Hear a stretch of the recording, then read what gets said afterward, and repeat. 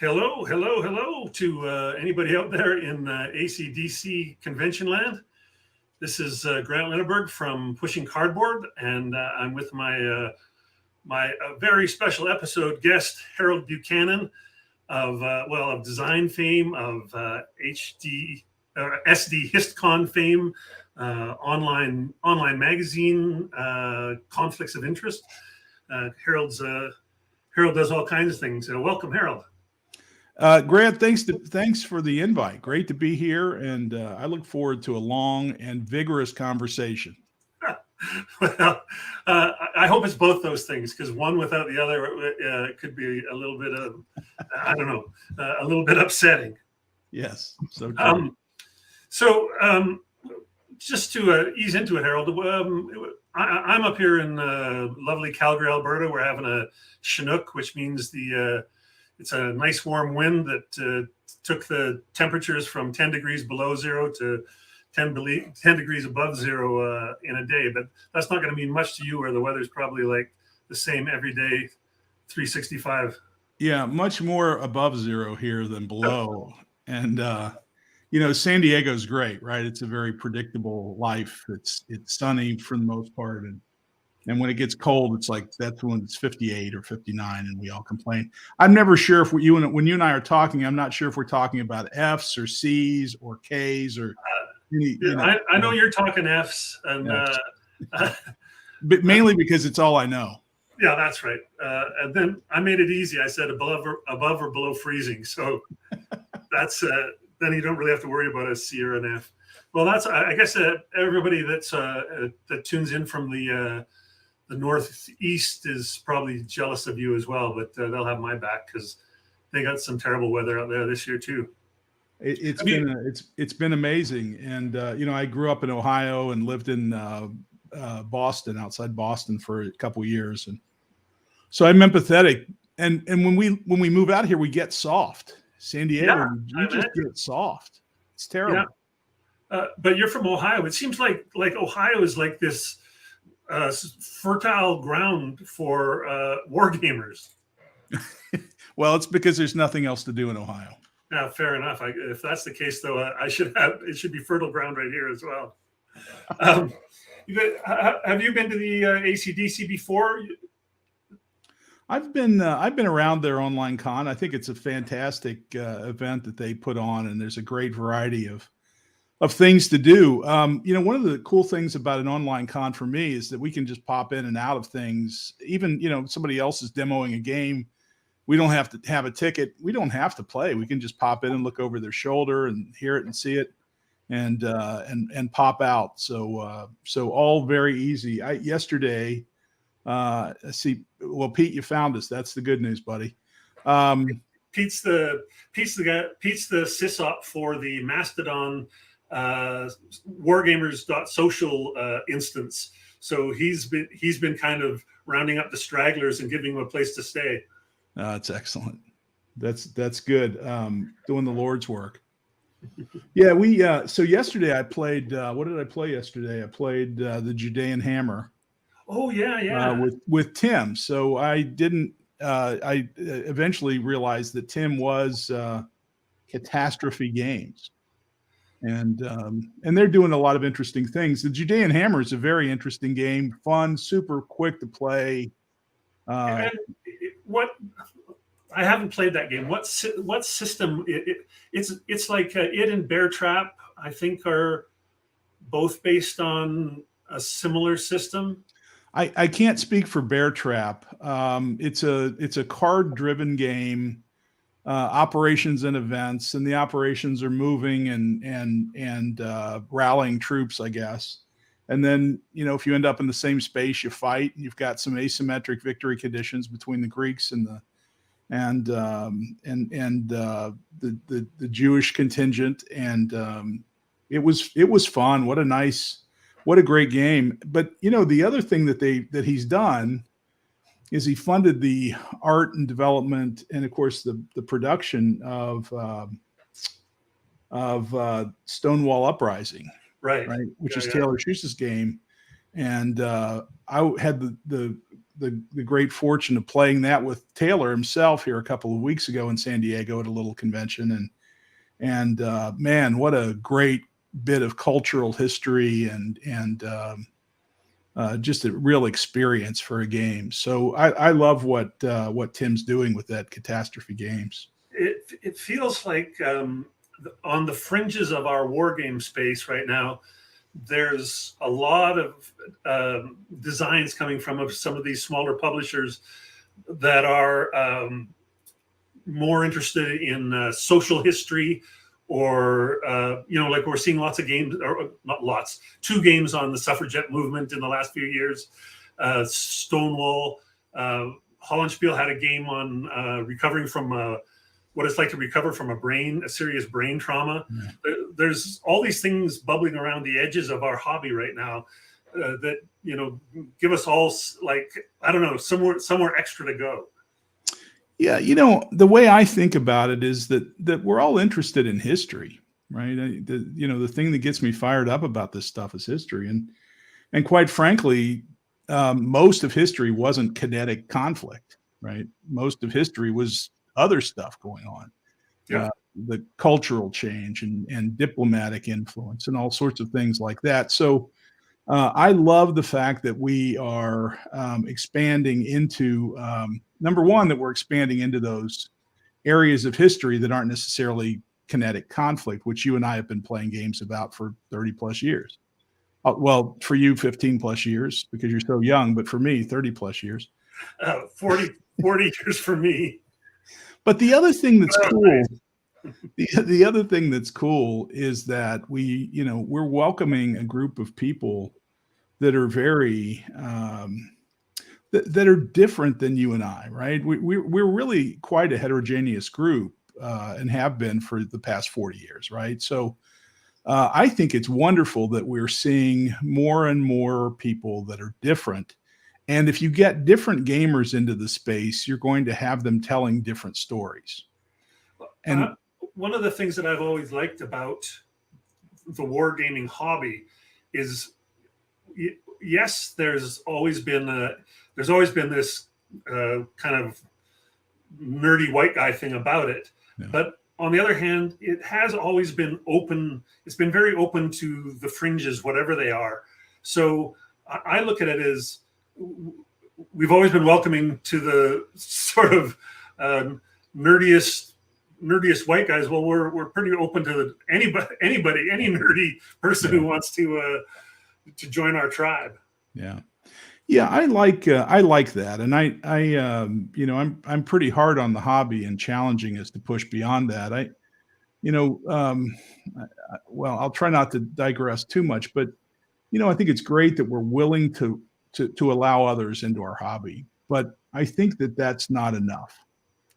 So my theory is Jeff, another nerdy white guy. Yeah, I hear you, Jeff, but I think that we have to reach out and facilitate a welcome for a very diverse group of people.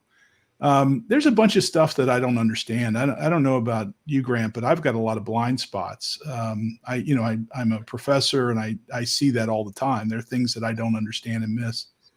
So here comes Taylor Schuss with Stonewall Uprising, and he comes to the SD HistCon, and we're talking about it, and I'm like, what is the Stonewall Uprising? Oh, right. I'm a theater person, so the gay history is deep in my veins.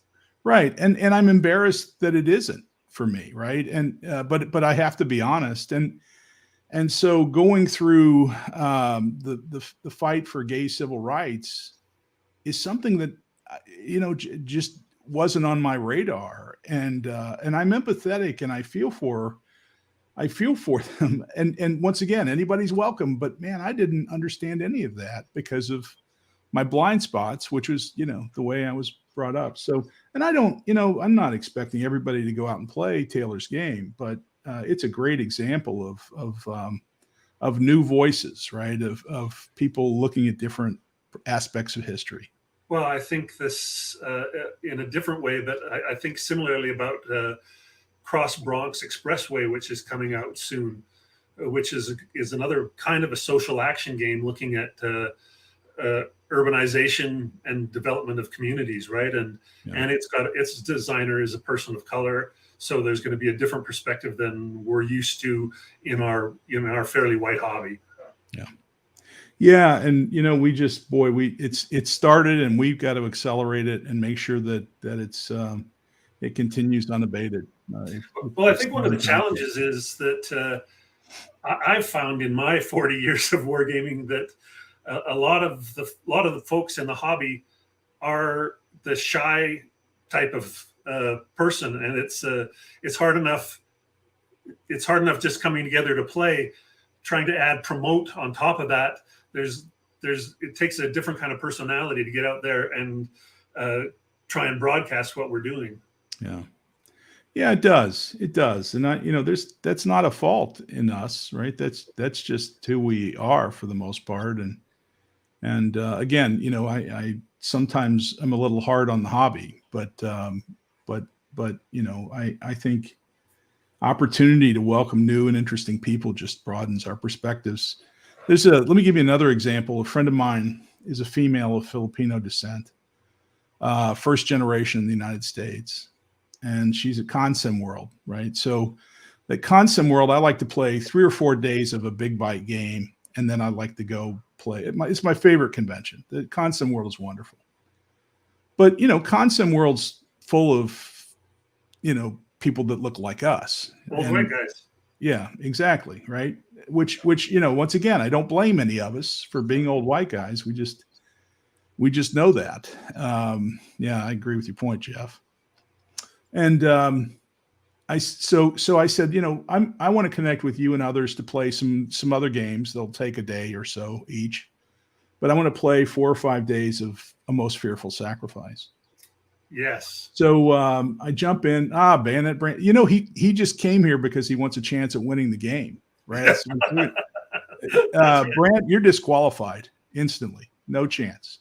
So appreciate you trying, but it's not going to happen. Full retail for you, my friend.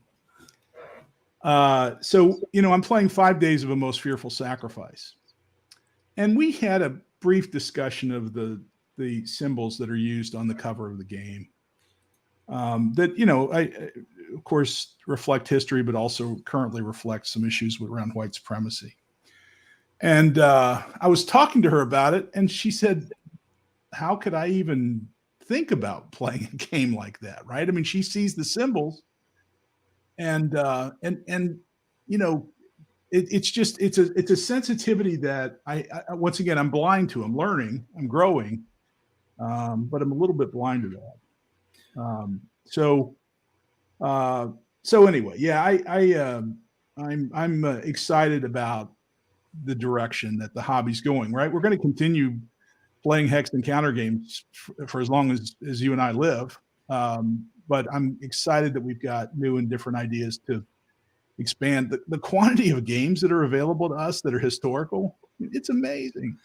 That's where when people get their feathers in a knot about new ways to design games or new things to look at. I just always feel like I need to remind them it's not a zero-sum game. Yeah.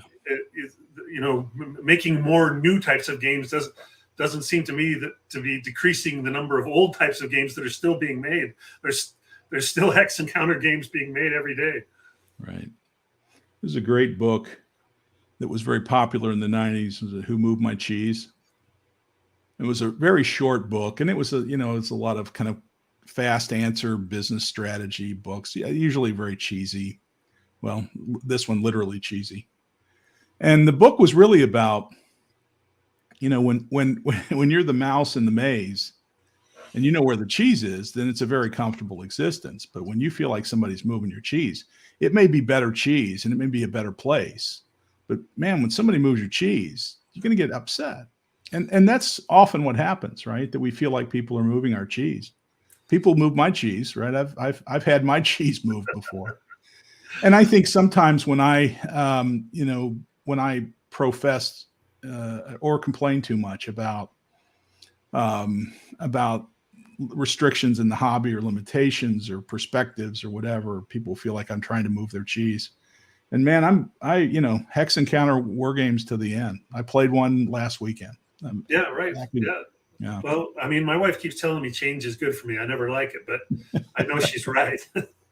Well, we'll talk more about the future of the hobby. But to go back, you came out of Ohio and then came west, or did you get into war games when you were young? Like, were you we're in the same decade of age. Yeah. Were you like an Avalon Hill guy or an SPI guy?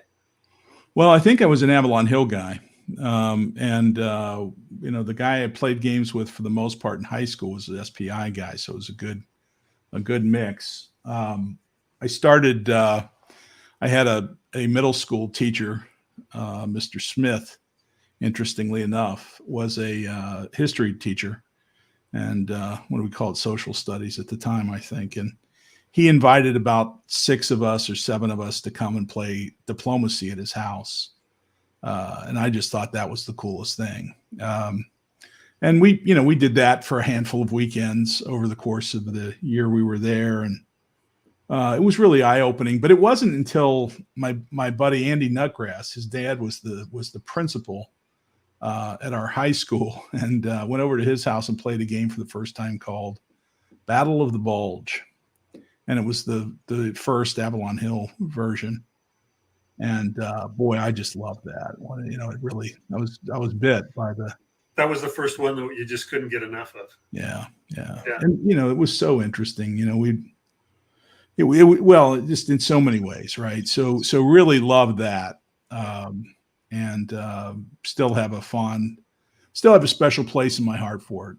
Very fond of the game, and from there, Andy and I would play a few games, but I met another gentleman that I love very much, and he and I played everything. And he was a great gamer, named John. I actually dedicated my first game to him, Liberty or Death. John was a wonderful guy, had some of his own demons, and after college committed suicide. And I, during college, got busy with kind of life, studies and girls and things like that, and stopped playing games. And then after I lost my buddy, it was hard to get back into games. So it just didn't happen for me until my kids were grown and moved out and started going to college. And I just picked up where I left off. But suddenly you have space and time again once the kids are gone. And disposable income for a change, right? Right. Finally, some disposable income. So picked up some old games and, tried to network a little bit. The internet had changed the world of interactions between gamers. Yeah. So that was awesome. And, but before the internet, were you on Genie or any of those services? There was a big ASL group that I was part of on Genie that then went on to, once the internet came along, there was a listserv for a while. We were on a listserv, the ASL mailing list, and it was like it was clear that there were so many people wanting to connect that couldn't connect, but suddenly there was this way to play that and way to talk about the game with people that it was way bigger than you ever could have imagined in your hometown. Yeah. No, it's amazing. I picked up Andy and Abyss was the first game. ASL ML, says Pete. Exactly. I picked up Andy and Abyss, which was Volko's first coin game, and that blew me away. Right, and it's like, oh my goodness, I never thought about that. And then I realized how much I had missed from the final days of Avalon Hill and SPI, the development of GMT, a host of other companies. Right, that all that was new stuff. So it was really quite an amazing experience. There's another. You would have missed in that part where you were away, you would have missed a couple of key developments too, in that there was, on the one hand, you had Mark Herman give us the CDG, right, and on the other hand, you had Courtney Allen give us the area impulse movement games. Yes. Both, which are that's my bread and butter. That's what I want to play more than anything else quite often, is those two those two things. So you had a bit of backfilling to go in. Yeah, I did. The other interesting thing that I noticed was there was also a great deal of change. Well,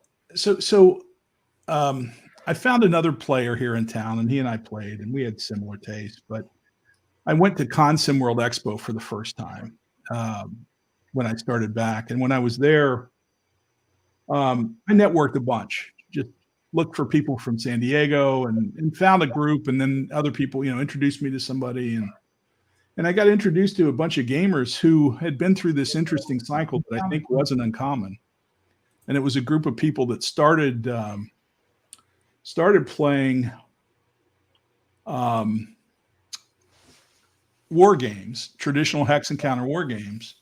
But then when Catan came out, they moved into Eurogames, and now they played a bunch of Euro games. So, I found a bunch of war gamers, but they weren't playing war games anymore, right? So that was a curiosity. Did you manage to convert them back? I think so, right? I mean, part of it was they just didn't feel like there were events or people with common interests, and it had all just sort of waned on its own. Right. So I started putting together, weekly meetings, monthly meetings, promoting those, inviting people personally, right? Just building a powerful group. We've got an amazing group in San Diego now, but when I got here, it was, in groups of 2 or 3 in their own garages. Right. Yeah. I founded an ASL club here back in the 90s, and it was the same thing. It turned out there was lots of folks who wanted to play, but they just didn't have the personalities to find each other. So they just needed someone to kind of get out there and pull them all together, organize a space, and set a monthly date, we did bi-weekly actually. And once they found each other, they were happy as ducks in a pond. But it just took somebody to kind of round them all up. And it does take kind of getting out there, putting your name out there, being willing to like hang around the game store a little bit and see who's browsing the shelves sometimes. Yeah, I agree. And Brant's referring in his comment to the the gamers that want something more. At the time, a lot of people that wanted something more than Risk and Sorry and saw Eurogames as that opportunity. And then when we started to see those games roll in, right, Catan and let's see, he references Citadels, but a host of other games that kind of move people into those opportunities. People were happy to take advantage of them, and we lost some war gamers. And I think that there's a big opportunity now. We're seeing people start to move from those heavy duty Euros into some of the games that we like to play. And it's not a movement directly into hex and counter, right? Because that's, as far as new people moving into the hobby from Euros, that's the place where they want to go the least. My experience. Yeah, I think that the games that David Thompson's been making, like the Undaunted and stuff like that, they appeal to the Eurogamers in terms of the rules overhead. It's not a big lift. Like Wargamers are used to big lifts, but Eurogamers often aren't. The components are pretty. And still not overwhelming, and there's no hexes. So I think there's a few designers that are doing stuff like that. Well, and I mean, your latest game is also in that field. Yeah. A quicker playing game that's got six or 8 pages of rules, and that's with plenty of illustrations. Yeah. Yeah, the goal there, and I'm sure we'll talk more about it over time, but the goal in that game was wasn't to create a thoughtful, deep simulation of the space. It was, can I create a game on the topic that's interesting to people that want something that's fast to teach, fast to play, and then you're not required to memorize the deck before you play to be competitive, right? Right. My favorite game's Twilight Struggle. but it's hard for new people because if you don't know the deck, then, Right. then we're not even competitive. Yeah, that's the thing about that game. It's only a great game between two people of equal deck memorization level in a way. Mm-hmm. So true. I think Jeff has a good point too. In the 90s, computer games really started to look good, and I know I went down the computer war game rabbit hole for quite a few years. Yeah, I did some of those. I did some of the simulations, Apache and F-15. Yeah. But I also played a bunch of Tecmo Bowl on the on Atari. So, there were all sorts of distractions. Matrix games got a lot of my money for a lot of years. Yeah. And it was another way to play via PBM, because they had a lot of games where you could do a turn and then email the file to your opponent across the country somewhere and get it back the next day. That's awesome. But Vassal's doing that for me now. I think a lot of folks who are really into computer war games have come back to the table though as well. I think there's you sort of miss the social element when you're just playing either versus the AI or even versus another player via PBEM. That was part of what I found with Coin playing Andean Abyss, was that it's four people given some very interesting situations with the asymmetry. A rule set that wasn't easy, but also, not the most complex thing I've ever read. Once you start to grok what he's doing with it, it's kind of understandable. But man, the fellowship of four people around the table, sometimes being partners and sometimes cursing each other, and just the fun of and fellowship of playing a game with three other people was fantastic. Yeah, the coin system really, more than any other series of games, opened up wargaming to a more multiplayer experience. I mean, I'm a two-player guy at heart, but from time to time I like to play a bigger game for sure. And Volko's series sort of made that I brought in more people who were like who wanted a bigger experience that way. Yeah, there were plenty of multiplayer games before that, but boy, that one sure had an impact. Yeah, but I don't know that there were plenty of multiplayer sort of war games or conflict simulations. I don't want to get into the semantics here. Yeah, no, I agree. Not a useful discussion, but Richard Berg might disagree with you, right? He's full of ancient games with multiplayer. Yeah, but certainly, games we've lived in a paradigm of two-player. Yeah. Or solo, right? Even in high school, I played a ton of games on my dinner table by myself, right? Absolutely. I don't know, maybe it's changed. When you were growing up, did you have a favorite designer, or do you have a favorite designer now? Well, I have so many friends that are designers. I don't want you to get in hot water. Yeah, I've got to be careful. No, I'm never careful with my opinions. I'm sure you've noted, but I don't know that I had a favorite designer. I probably wasn't a sophisticated enough consumer in high school to do that. I loved a lot of stuff that Mark Herman did, and I didn't realize it. Right. So October War, right, which he developed. The Next War, which is a Dunnigan design, but frankly, Dunnigan gave him a piece of paper with an outline and handed it to Mark, and Mark designed the Next War. Right. That's a classic Dunnigan story. Yeah. Mech War 2. What a wonderful education for Mark. But those were some of my favorite games. And I loved games at the time on modern conflict. So the Arab-Israeli wars were really interesting to me. All of the, Cold War gone hot stuff, which at the time didn't really seem all that hypothetical, right? Because it was in the news. Yeah. Those were all, so I probably wasn't sophisticated enough to know what I was, I even met Mark Herman in 1981 at an Origins and didn't realize it. I mean, I didn't, he was a weird guy wearing shorts with a crazy haircut and, or lack of a haircut, for that matter. Now, I love me some Mark Herman. I spend as much time with that guy as I can. I just hope something drips off his hair and into my body and I absorb it.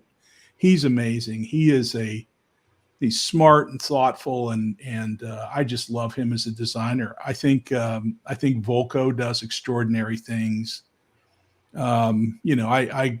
He's amazing. So they're both wildly supportive of other designers and the hobby and the business of design in general. Yeah, and I think Mark is for sure. Volko is a new level.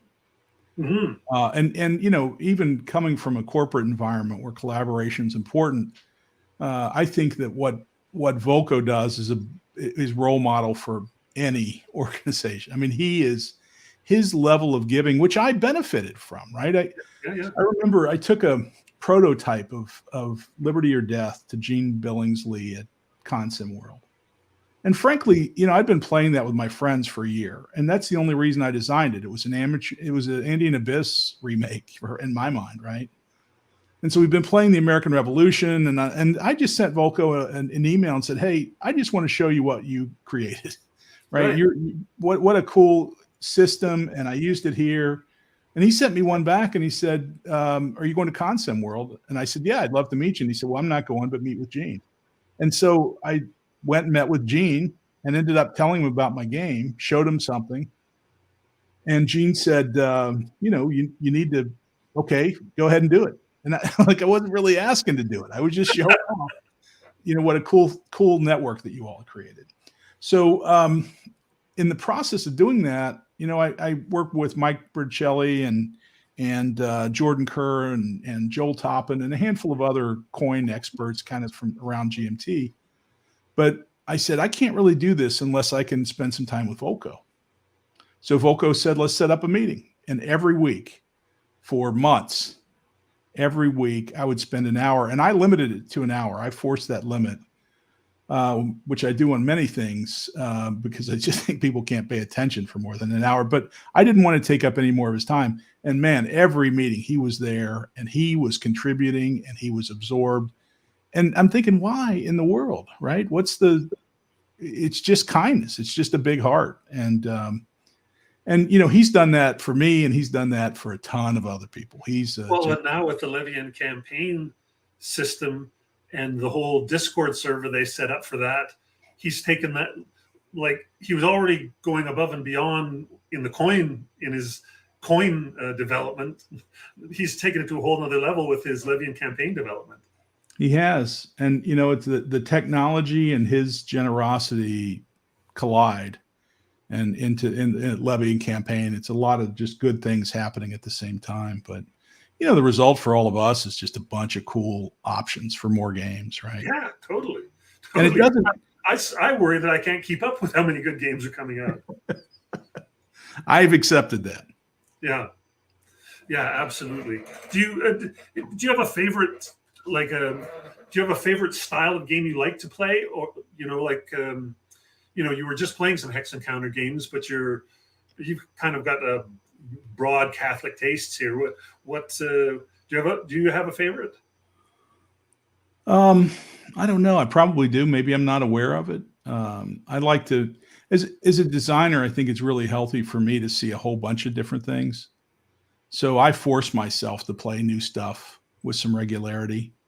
I find it painful sometimes, but my friends my friends that used to be Wargamers that are now Eurogamers, I try to go over to their house once a month and play a bunch of new stuff. They never play a game twice, which is another curiosity. But yeah, so I like to play new stuff, and I like mixing it up.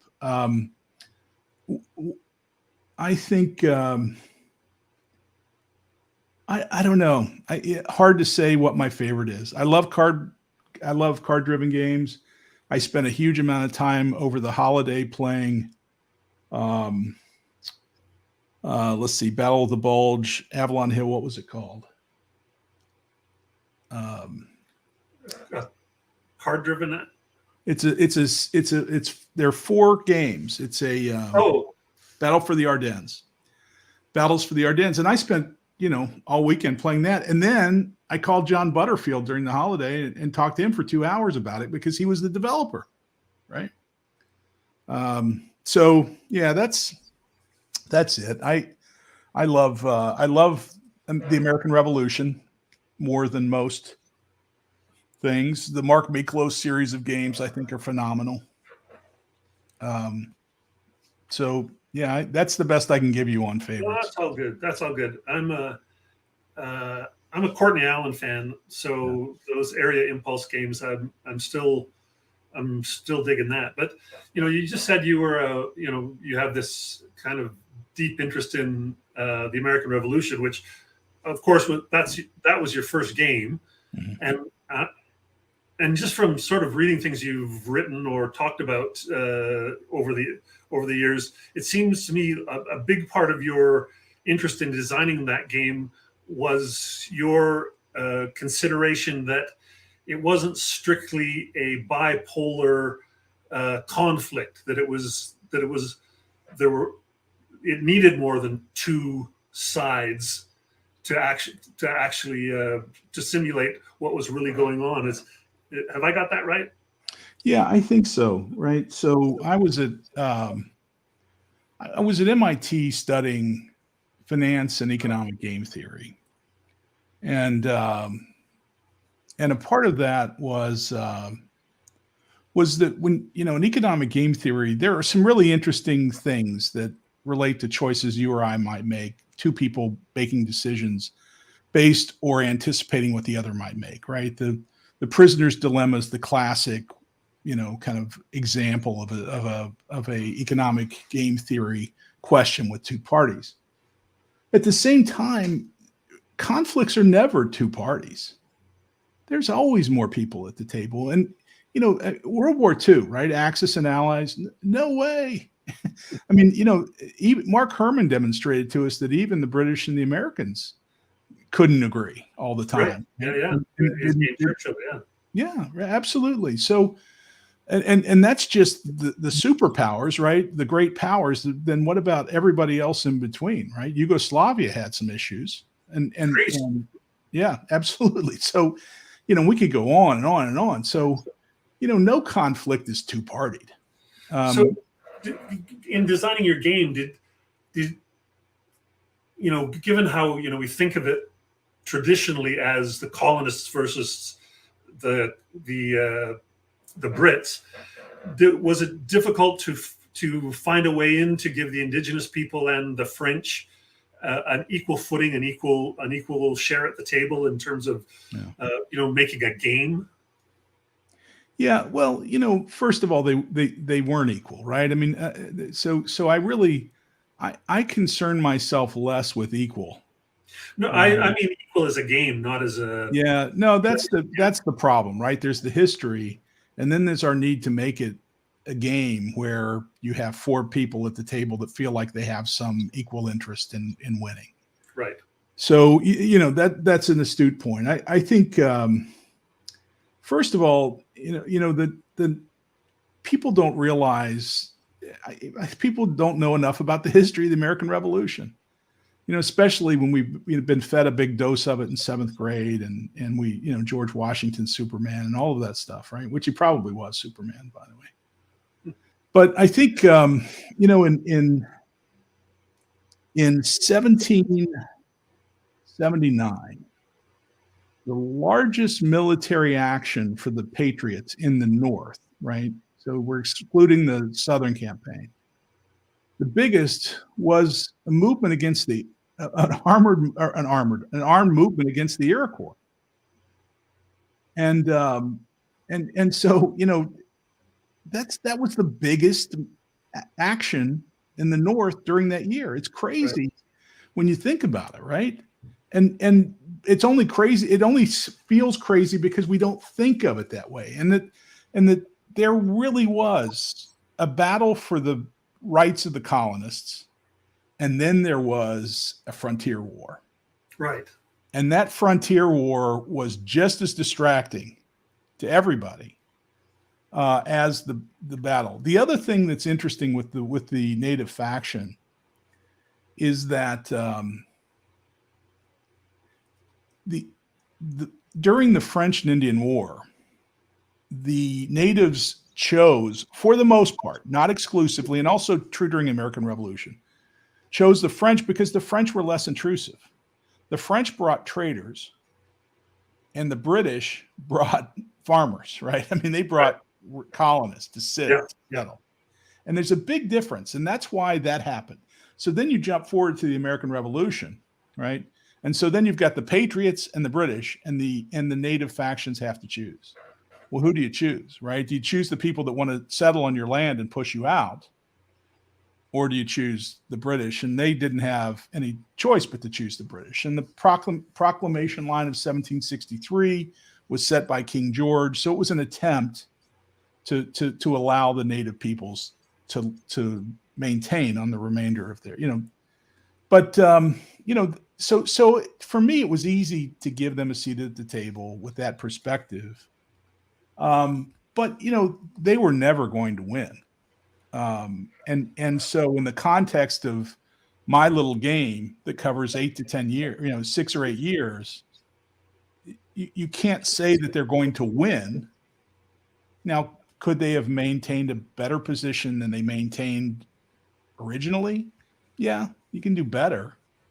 But you're never going to win. No, but that's the way we make games, right? It's like we've got to fudge the victory conditions to make it a game. Otherwise, it's not really a game. It's just a recreation or a reenactment or something. Yeah. Yeah, and I don't necessarily believe that all 4 factions have to be equal, right? I believe that with four, there's a bit of self-balancing that goes on in any case. It's much harder to fine-tune the balance of a 2-player game, I would think, than a 4-player game, because if one player is overpowered in a 4-player game, the other 3 players are going to come after them. Yeah, it's a dirty secret that we don't talk much about, but the reality is that the multiplayer games do have a self-regulating system built into them. So that's for sure. Now the French were easy, right? I mean, frankly, in my mind, the American Revolution, and actually I'm talking with another notable designer about this concept, but the American Revolution was French versus British, and the colonists had a seat at the table, but there is a perspective that there were 2 kings, the most powerful countries in the world, 2 sovereign nations that were fighting over not just North America, right, but also the West Indies, the East Indies, and the Mediterranean and Africa. And this was actually a small piece. The American Revolution was a tiny piece of a much larger conflict between those 2 parties. So the French was not hard for me to pull in. Some people don't like playing the French in that game because until they enter the war, whatever that means, they don't place any troops on the map, right? Right. But for me, that's my favorite faction to play is the French. Right. Because the method and timing of the entrance of the French into that war can make all the differences to the outcome. And there's all the diplomatic stuff you get to do before that, right? Sort of set the table. So when you move from that game to campaigns of 1777, and you got to turn it, I mean, it makes sense you turn it back into a binary conflict because that your second game is more operational in scale rather than grand strategic. So it makes sense. But did it feel a bit strange to go, well, what am I doing now with it? I've made this grand statement about how it's a multi conflict, and now we're back to 2. Yeah, so true. The funny thing about campaigns of 77 was it came out of there were a couple things that came out of that. First of all, my buddy John that I talked about earlier, he loved Strategy and Tactics magazine, and we were always playing it and talking about it, playing games from that magazine. And so I thought, what a nice tribute to him to get a game into Strategy and Tactics, right? Right. So again, dedicated to him. But that was one of the reasons I wanted to do that. I had a wonderful experience with GMT, and I'm not sure I'll do anything for anybody else the rest of my life. As a designer, it's so good to work with GMT. But I said, okay, one game, I can do a game. So I had a discussion with Mark Miklos, and it was when I was doing Liberty or Death, and Mark and I were talking about the role of the French. Now he has a game. Is it Savannah? So he has one of his games has the French as a faction, and at WBC he has used implicit three-way ties at the end of that tournament. He has the Battles of the American Revolution tournament. When he has three players that end up in a tie, sometimes what he will do is he'll play that game, and it will be British against Patriots against French. Now, the French and the Patriots don't fight each other. They fight each other for victory points. But one of the wonderful things that does is it really demonstrated that the Patriots and British or French didn't always agree. Right. For example, you get bonus chits, right, that you can use in that game for the Patriot side. But in his structure of this game, the French, in a three-player game, the French and the Patriots have to agree who uses the chit and which battles, and that doesn't happen. And it's a wonderful example of why that is the French are important. Anyway, back to campaigns of 77. Mark said that Saratoga was a wonderful battlefield victory, and of course it is. I'm okay with that, right? I hear you. I hear it, and I know that's the case. But you can interrupt me at any point, and I can go back to this excellent story. We have a special guest who's dropped in. And I think he's ready to go. I haven't been able to say hello to him yet, but let's just see if I can make this work. All right. I want to say welcome to Jason Matthews. Harold just earlier had said his all-time favorite game was Twilight Struggle, and so there we have Jason Matthews. Good to see you, Jason. I'm really just here to advertise. I have this background, and so I show up on podcasts and wave the flag. Well, I don't know if that game needs any more advertising, but maybe you can do the Red Sea version or whatever it's called. Maybe that needs a little pumping right now. For sure. I'm still waiting on a review of some sort, so it does need pumping, actually. Oh yeah, well, I don't know who could possibly do that for you. That's a silly part. Everybody on Earth in our little part of the hobby has already played it, so I'm kind of like, guys, it will take you 15 minutes. Give it a whirl. Yeah, that's true. Yeah, that's understated and subtle as always, Jason. What's next? What's coming after this Red Sea? Are we going to have more Twilight Struggle type games? Well, yes. It wasn't. I have other things that I'm also working on and I have to complete. So I'm not quite sure how the timeline will all fall together. And some things that seem like they'll take a long time are faster than things that seem like they should be short and, take forever. But Jason Carr and I are going to work on another Twilight Struggle kind of magnifying glass style game where we're looking at a particular region in depth. And if Red Sea is supposed to be like an introductory game for people who want to teach the system to other potential players, or a way to access the game for kind of Euro players who've heard about it but don't want to commit to 3 hours or whatever. This next game will be like Twilight Struggle Plus. We're trying to make it a more taxing experience, advanced Twilight Struggle, let's call it, so that it will appeal more to existing players of the system who are like, oh, I want to try something a little harder, or I think I've got this down, so I need a new challenge. that sounds fantastic. I always feel like we spend so much time focusing on getting new players in. It's nice to hear a veteran designer saying, I want to give something crunchy to the grogs and let them chew on it. Yeah, well, I haven't exactly been the Grog's favorite designer, so I suppose I owe them one. Imperial Struggle's pretty crunchy. It is, deliberately so. But then in that game, Ananda and I always, well, look, no one is designing a game that involves the War of Austrian Succession for the general public. So it was always aimed at the GMT folks. Will you do anything else, do you think, along the Imperial Struggle lines as opposed to the Twilight Struggle?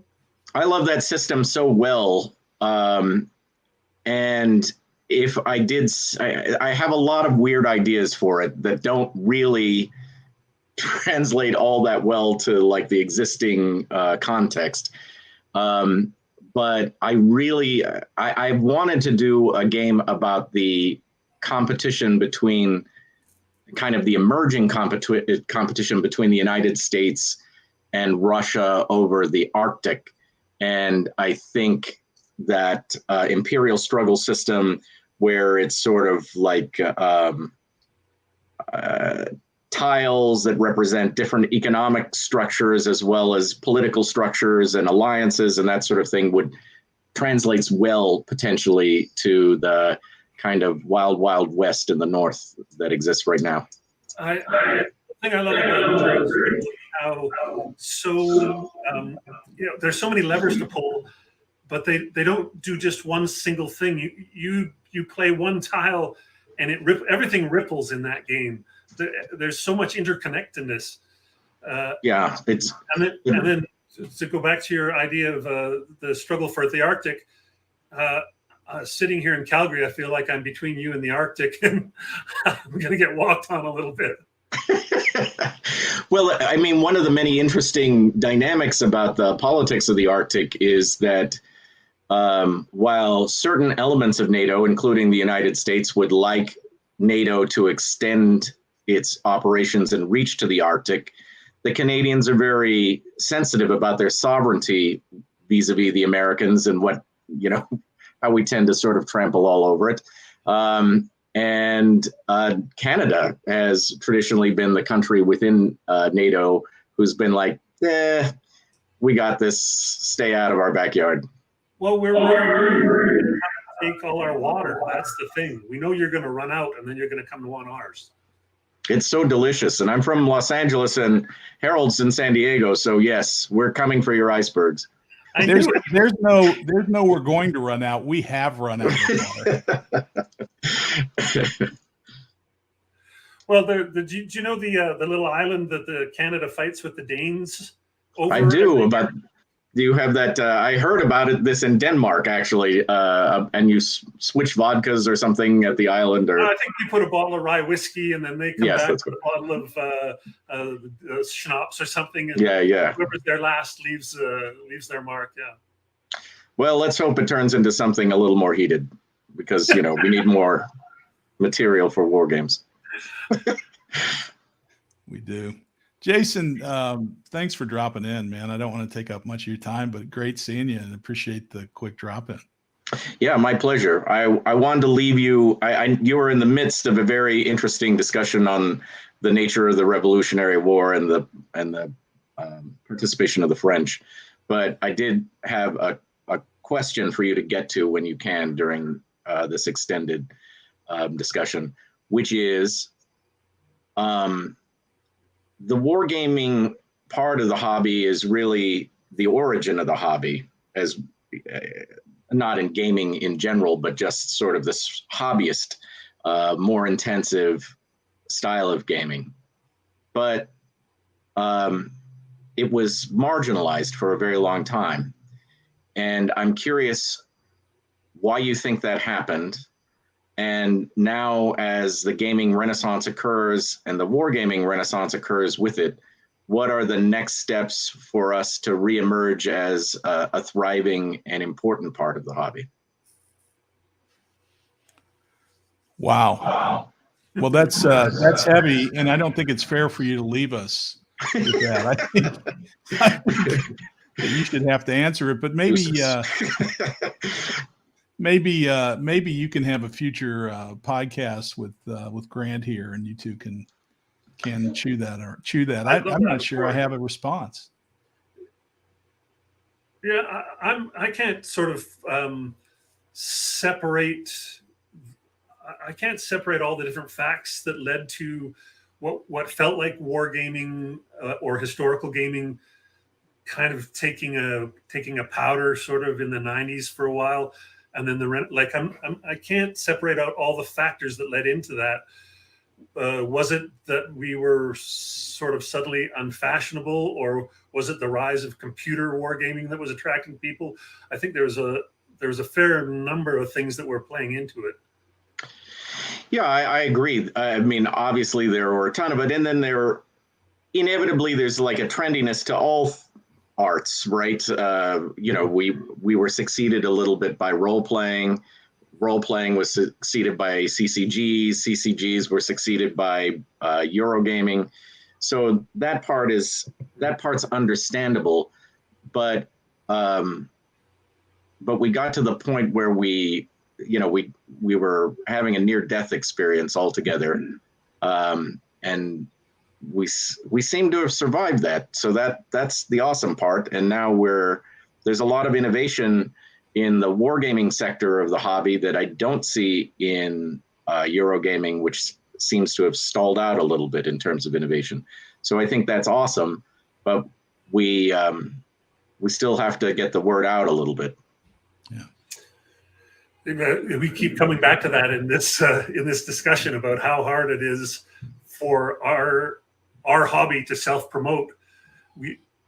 People within this hobby aren't natural self-promoters. We seem to attract a lot of introverts and people who are also just like, will really go hard down a rabbit hole, but they don't kind of come out and spread what they found.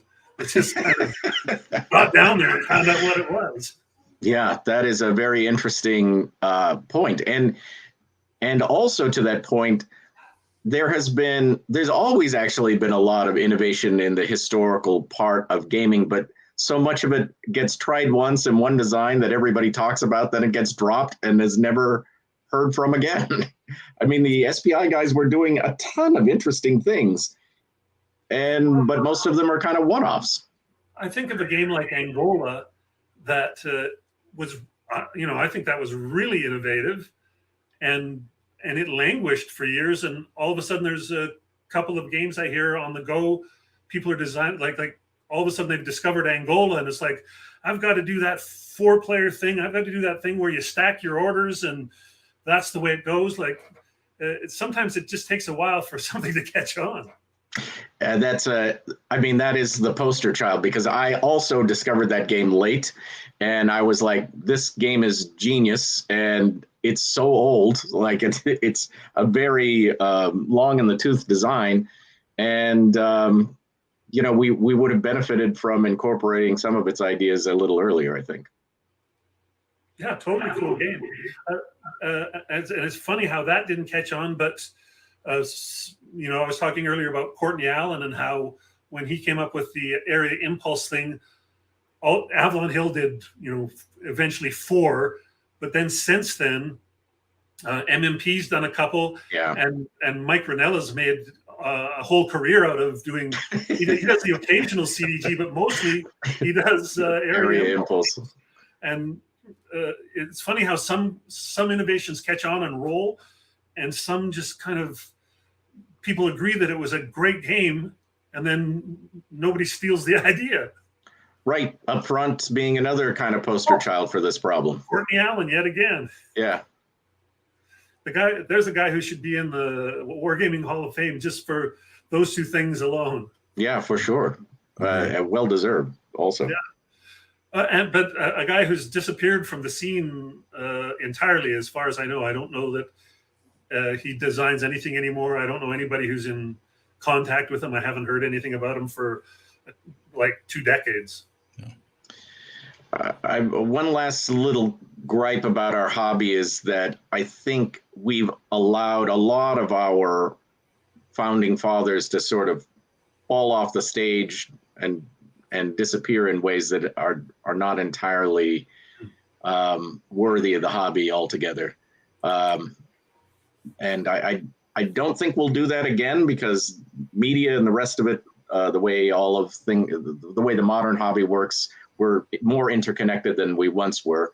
But nevertheless, I think we're losing a bunch of these guys. The designer of Advanced Third Reich just died here in Washington a couple months ago, and kind of a legend, but people didn't even know he was in Washington. Right. Yeah. I think of guys like Roger McGowan that I'm always waving the flag for his design work. And I think this, what happened with what happened could happen to a guy like John Butterfield if he wasn't still designing. Like a giant in the hobby, but if he wasn't still active, I think you're right. We don't have an institutional memory, for lack of a better word or phrase, for some of these people. I mean, Don Greenwood, people have forgotten Don Greenwood because he's kind of not designing anymore. He's not running the hobby and not designing, or running the convention and not designing. Yeah, but he was so huge for in the 80s. He was the main guy in my radar. Exactly. Yeah. Yeah. So, I wonder. I wonder if there is a way to capture some of that history, and the loss of my grandparents. I lamented just how much they knew about my family lineage and its history when they left, that we never captured. And we need some sort of some sort of X project to see if we can capture some of that stuff. Prototypes.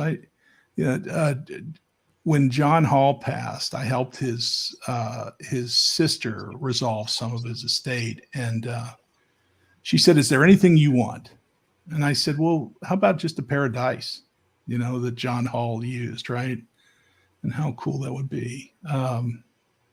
And she sent a bunch, but I'm not gonna, I don't want to be the curator of the museum, but indeed. But whenever the hobby has a problem, you fix it, Harold. So I'm really looking at you. Yeah, I think we've now got 2 sets of awards. I think the time is long overdue for a 3rd set, honoring our forefathers. Agreed. And the CSRs mercifully seem to be back on course, and some of the history of the hobby is captured there. But are there archives for any of this? Do we really have an appropriate Hall of Fame for folks who did a bunch? My thinking is no, not really, and it does suggest a problem that could use a little more attention. All right, let us know how we can help, Jason. For sure. Well, it was great to see you both, and have a good rest of the conversation, and I'll look forward to watching the rest when it's up. Great seeing you, Jason. Thank you. Bye-bye. Thanks for dropping by, Jason. Well, thank you, Harold, for arranging that. That was a complete surprise to me that Jason popped in. And great. Thanks for that. Yeah, good fun. Well, it may not be the end. We may see. We'll see what happens. We were talking about your 1777 game and how you had to how that game came about, I guess, is where we were at. Well, first of all, look at Brant again, right? Talk about a disruptor. Yeah. Brant, if I fix the problems, I'm going to have to put in some cycles on you, because you're not helping us at all create a few problems. You've already created a few problems.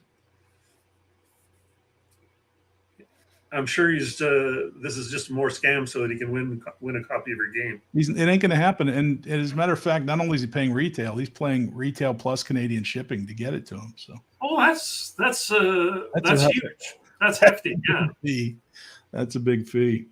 Well, campaigns of 1777, that came out of a couple of questions that I helped to resolve. So one of the questions I got when I started Liberty or Death was, Volko said, Mark Herman and I were talking about doing a coin game on the American Revolution, and we can't do it because how can you do Saratoga with coin system?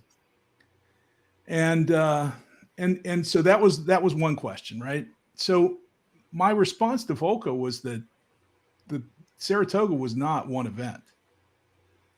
Saratoga was a mismatch in communication across the British generals, right, and Home Office. It was supply problems, exacerbated by a continuance down toward Albany. It was a massive disagreement between the natives and the British that by the time Saratoga came around, the natives had generally disengaged. So it was a whole series of things that took us to Saratoga. And frankly, the British loss at Saratoga was a fait accompli. Howe could not move up the river, and Clinton wanted to, but he wouldn't let him. And they couldn't move up the river toward Albany, up the Hudson River toward Albany in time. It was too late. It was, the opportunity had passed, but, they continued. And that continuation was really the end result was a fait accompli. There was no question what the outcome was going to be. The British had 4 days of supplies. So one of the questions I got from Mark Miklos and I were talking about Saratoga, and he said, yeah, Saratoga is a wonderful battlefield victory. And therefore, and I said, you know what? I don't know that it was a wonderful battlefield victory. It's some great stories. Benedict Arnold was there. You know the history, right? But the reality was that it was done. And sure, it may have taken a couple more days of battle. And if they had made an assault on the Patriot Fieldworks, then it was done. There was no chance. And so I wanted to prove that out. I wanted to show what was really going on and show that there are different alternatives to an outcome. And so that's why I created Campaigns of 1777, was to answer that. Well, how did it come about, and what else could have happened, and what if they had worked together? Those sorts of things. And that's where the game came from. Now, I had to figure out how to build a system. And one of my favorite systems is the Napoleonic Wars by Mark McLaughlin. And McLaughlin created a very clean operational system, right? I mean, it's really kind of strategic in that game, but in fact, it's an operational system of generals supporting each other into a battle. And worked very well. So that was really what I was trying to get at with the game. And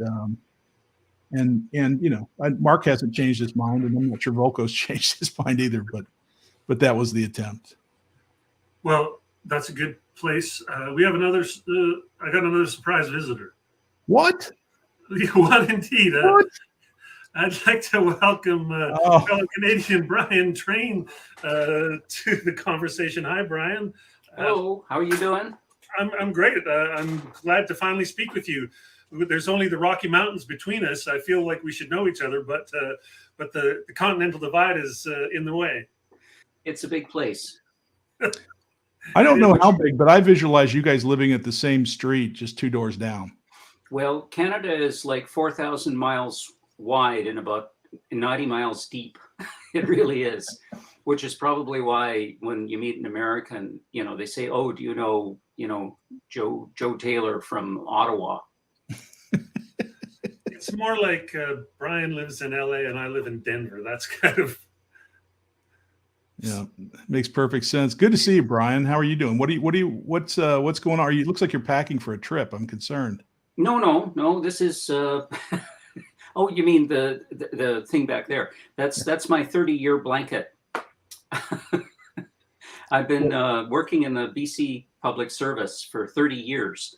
And as soon as you hit 25 years, they give you like a little pin and stuff and give you a dinner. But they also let you select an ugly gift. And so the first time when I hit 25 years, I selected an embossed iPad cover for the iPad I didn't have, and which I didn't have until like Christmas this year. My wife bought me an iPad finally, so I waited five years to get an iPad cover for the iPad. But anyway, 30 years. I hit 30 years in November, and you get a slightly different grade of better grade of presents to choose, and so I got a blanket. It was more useful than an ugly clock Or another iPad cover. or another iPad. Well, actually, they dropped that one off the list, so you only got one chance to get the iPad cover. It's at 25 years. You can't turn the clock back. And after 30 years, you're getting closer to needing that blanket. That's true. That's what I thought. And you know what? It's warm today. It's quite warm where I am, and so I don't need it. But I tell you, most nights it's good to have a little lap robe. But for the rest of it, my house has still got a few renos going on. The upstairs is mostly finished after about 2.5 years, but we still don't have things like closet doors. So yeah. Anyway, that's why you can see all my shirts and things like that. They look good. But I'm very happy to have my study back, because for about 1.25 years, I was in a dark, airless corner of the basement, surrounded by about 3/4 of a ton of our junk and furniture. It was a bunker. Brian admitted it was a bunker. It was a hard point in anticipation of war with America. Well, it sure looked like it, and there was enough stuff crammed in that room. I mean, there was more stuff in that room than there was air. And I was like 20 feet from the nearest window, so really it was airless. But if there'd been a blast wave, I would have been well insulated. When I was at the GMT West convention in the fall, where I first met Harold, I played Brief Border Wars twice with a couple other fellas there, and so maybe that game was developed down in that dank basement, for all I know. Actually, Volume 2 was developed in that basement. I've got it on pre-order. I can't wait. Yeah, well, as a matter of fact, on Monday, Grant Klein-Heinz is going to do a piece. He's published a piece by me asking his usual questions. So about Brief Border Wars Volume 2. At the end of December, I finally signed off on all of the files, the graphics, whatever, with Compass Games.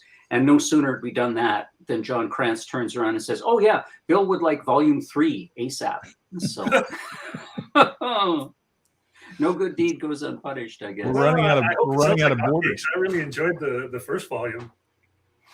Yeah, it was interesting. I think, as I've said before in interviews about Brief Border Wars, I really, really love the old SPI quads. And I just wanted to bring back, the quad in a game. And Compass Games seems to have been picking up on that because they have a quad of East Front battles by someone, I can't remember his name right now, but a rather simple system of just operational East Front battles. And I guess Brief Border Wars must have sold well enough that they welcomed Volume 2, and they figure Volume 3 will go too, but I'm going to have to start working on that. GMT's got a quad from Mark Herman coming as well. It's using that system of the game that came out in C3I magazine. First it was Gettysburg and then Waterloo. And I think he's got four more Civil War battles that are coming out as a quad using that same system. So maybe we're going to be neck deep in quads again. Yeah, I didn't know that. One thing that I'm really looking forward to, though, is the quad that's coming out from GMT called The British Way. And that's 4 coin system games by Stephen Reganzis. And he's taken the coin system and he's stripped it down to its absolute essentials. And 4 campaigns, British counterinsurgency campaigns that are not often done. I think there may be 1 or 2 Malaya games out there. And I did a Cyprus game years ago. But I don't think anyone's ever done a game on Kenya, and nothing on the British counterinsurgency in Palestine. So he's really breaking some new ground there. I've talked to a few people who have play tested that or played pre-production. There's a good bit of buzz coming about that game. There's some people out there that really seem to like it. Yeah. I've spoken to Steve a couple times. He's very intelligent. He's quite well read. I think he's finishing off a doctorate in this sort of thing now. So he's got it way over me, in terms of volumes read and educationally. So he's just knocking out a quad while he finishes his doctorate. Yeah. That's free time. It takes me like half an hour to get up the energy just to go shovel the snow. Come on. Yeah. Well, So- I've been fairly productive the last year or two on reflection, and it's good to see. Was that did COVID help with that? The enforced staying in? No, not really. It kind of interfered with everything because 4 months into lockdown, we decided to start these renos, and it just threw the whole house into into turmoil because like I got rooted out of this study here. I had to go down into the basement where I had to work at my day job and Right. work at everything else, on one small table, next to each other in this dark, airless basement. So it wasn't the most pleasant place to work in. If we hadn't done that, it would have been great. It's sort of like, hey, pack the spaceship, let's go. But I think all in all, it just it was I mean, my work has always been kind of a creative outlet. Obviously, helps you to work out problems as well in other areas, and it was good. But you just have to have the inspiration strike you. So I was working on Brief Border Wars. I've been working on another development of the coin system called O Canada, which is a non-violent game on the history of Canadian politics. So there's 4 scenarios from the 50s up to the near future. And it's the coin system with some adaptations to it, but it's completely non-violent. It's you fight the war, conflict as it is, on 2 different levels, sort of like the levels of party politics. And then there's the higher level, meta level of issues and sort of psychological dominance of issues and, just your general legitimacy. And it's for 4 players. In a way, it's a reboot of the old SPI Canadian Civil War game, which was for 4 players that they put out back in 1976, 77. So it's a reboot of that old SPI game, which I always found really interesting, but it's done via the GMT system. The René Lévesque years, the 70s, that was the high point for separatism in some ways. Yeah. And that's why James Dunnigan put it together and put it out. I think he was doing a whole series of power politics games at the time, and I think he thought that this was a good situation. He didn't really understand Canadian politics at the time, but he did come up with a system that was an interesting way to model in the abstract, processes of power politics. And it was good that way. But now with this system, the GMT coin system, you've got 4 factions. They're all 2 of them are quite asymmetrical in means, methods, and motives. And the 2 sort of centrist factions are a bit closer to each other, but that just means they're more directly in competition with each other. Meanwhile, the extremists on either side can use them as stalking horses. So it's I'd like to think it's interesting. It's the sort of thing that's completely unsaleable. But it's just put it out there. It's completely like I understand exactly what you're talking about. So there is a certain audience for it. Yep. Well, SPI had trouble finding people for Canadian Civil War as well. They sold a few copies in Canada, and even probably not that many in the States. God knows how many they printed of that particular game. But that was it. And I think the only stir it ever made really was that some zealous customs agent blocked, somebody's order of SPI games that included Canadian Civil War. He thought it was subversive propaganda or something. Yeah, you don't want that. You don't want that rule book to get out to the public. Well, yeah, and not only that, it had a bilingual rule book as well. They went to the trouble. Dunnigan went to the trouble of having somebody translate the thing into French. He wanted to make it saleable in Quebec. Yep. Well, Yeah. I mean, I don't think we'll ever know, how many copies sold just where. But anyway. Brian, you do all this work on counterinsurgency games, modern era, smaller smaller conflicts and things like that. But I'm a big fan of your Schelt game from Hollandspiel. Do you ever have any thoughts to do any more to going back and doing more with that system or more World War II things? Yeah, I do. And then I wake up screaming. No, I would. I really would like to do more with that, because Joe Miranda's Bulge 20 staff card system that is, that I use in the Schelt campaign. It's an adaptation of what he used in Bulge 20. Is a really good system. I used it for the Schelt campaign, and I also used it for a modern irregular situation, Third Lebanon War, where the IDF goes into Lebanon sometime in the near future. But it's the staff card system, and I think it shows, it could be adapted, quite well to show, either a conventional military campaign or, some very asymmetric irregular war campaign as well. If I had time and the inspiration, I would like to do probably a trilogy of games using that system, of which Schelt campaign would be one. So I'd be looking to do 2 others on the adventures of the 1st Canadian Army. So there'd be like a Falaise, or a campaign ending in Falaise. And I looked into, the fighting for the Channel ports and stuff like that, and that's not very interesting. And the battle for Holland, that came after the Schelt, Operation Veritable, that kind of thing. Yep. That might be interesting too. The problem, of course, with all of these is balance. A lot of people said, who played the Schelt campaign said, yeah, it's a really interesting system. However, it's just so unbalanced. The German rarely, if ever, gets to do any kind of an attack. It's, the Allied player, sure, he's got one eye on the clock and the other on his dwindling number of infantry that he can send in. But maybe that doesn't make it exciting enough for some people. So, Falaise Gap, what was it? Operation Total Eyes, leading up to the Falaise Gap battle would be interesting. And if that wasn't good enough, then maybe not worry so much about 1st Canadian Army in Northwest Europe so much, but a one for the Canadian Corps in Italy. Yeah, absolutely. So, because, Ortona is totally about the time of Ortona. Yeah.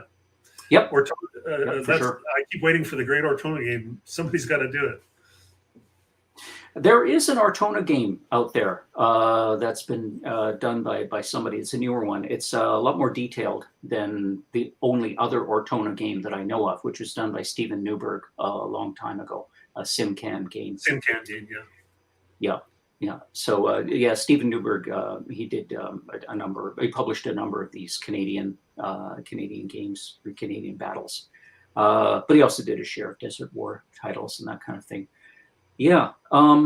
It's I have been doing a lot of work the last couple of years on modern urban warfare, especially urban irregular warfare. And much of my time last year was taken up with getting ready for designing and then teaching a game at the Urban Operations Planners course, which the California Army National Guard put together in July. And I went down and attended the course. And on the last day of the course, we played this game that I had designed and spent a lot of time working previously in that year on sort of large-scale combat operations, in a generic modern city. And I found it very inspiring. And as after that game, I designed like 3 or 4 small games on different aspects of urban warfare that I found quite interesting. Just small, fast things that I haven't had time to do much proper play testing on it yet. But they're very simple games that just have a couple simple points to make. So maybe that's not so important. So it was really interesting attending this course because the students on the course were brigade and division staff officers who needed to be familiar with the differences in the modern urban environment, the different qualities and requirements of combat, and the civilian dimension, infrastructure, in the modern city, all this kind of stuff. So the next serial of the course is in May of this year, and I'll be going down and doing that again. And it was a very, very interesting time. It was the first time actually I'd had a chance to teach a game to a large room of people, practically all of whom were not gamers at all. So the game is fairly simple, as these things go. But to some people, I mean, they're all highly intelligent, educated, motivated people. I'm just amazed, at the quality. But for some people, it just seems to lie so far outside their wheelhouse, of experience. And sometimes you can see people kind of struggle with that. If I move this piece on the map, what does that really mean? Kind of thing. So like an imaginative disconnect, not being able to play as an adult or something. Yeah, because I think the thing is, a lot of people have board games, of one kind or another in their personal history. I mean, everybody's played, like Monopoly and Scrabble and stuff like that. But the idea of something on a game board representing something in real life, like even if you're familiar with Risk, then that helps you with that conceptual leap. I guess for some of us, it's just been in our DNA for so long now, we take it for granted. Well, yeah, I mean, I've been gaming for 45 years now, I think. And it's, it is second nature to us. And it's got a sort of quality of vocabulary and a sort of tacit library of techniques and approaches that seem obvious to us, but to an outsider, they either look really obscure or they just look really nuts. And that's what's interesting about games that I designed, like Brief Border Wars, which was a simple system, but something quite a bit different from your standard war game, or the District Commander series, which is another series of 4 games I've done on operational level counterinsurgency. With Hollenspiel, yeah. And of course, the GMT coin system. All of these things, they lie outside the sort of conceptual boundaries of a lot of gamers. And I find that there's with many people, there's things that they have to unlearn, before they can, before they can really start to enjoy this system. And you see it with the GMT coin system, for example. Like a lot of people treat it as like an area movement type of game until they realize what the lines of communication are for and how they can be used. Then the light goes on and becomes a different style of game. And another tendency, of course, is the GMT coin system is constantly evolving. So I talk to people who are asking questions and their confusion is based on other games they've played in the series and they've just mentally ported over these kinds of things. We do a lot of that in the hobby. I'm surprised that we're not, in a sense, still playing Napoleon at Waterloo, the old SPI favorite, over and over again. It's just, how did we move past that? But we really notice that when a new game comes out that breaks new ground, and you can't just kind of skim through the rule book and kind of get it. Yeah. You find yourself talking to your other player friends and going, oh no, I had to really sit down and read that thing because it took me a while to, like Atlantic Chase, to thank God Jerry White's rule book was so wonderful, because those were completely new concepts, that whole trajectory thing. And you just really had to wrap your head around something new. And that's why I took that approach that I did with the Brief Border Wars quad and with the District Commander quad, because both of them, even though District Commander wasn't published with 4 games in a box, we did them one by one over the years. Still, it's got the same set of standard rules. So there's a set of standard rules that you have to learn. And then the 4 games or modules or what have you, they're all variations, like additions, subtractions, or exceptions to those core rules to mirror, the particular situation. And, as long as you try not to make them into completely different games, I think that's good. But again, people have to grok, the standard rules, and they have to, again, do a little bit of unlearning and maybe a little bit of buying into things if you're trying to do something quite different. But that's the approach that SPI took with their quad games, is because at least at first, the original SPI quad games, they were all variations on Napoleon at Waterloo and Kursk.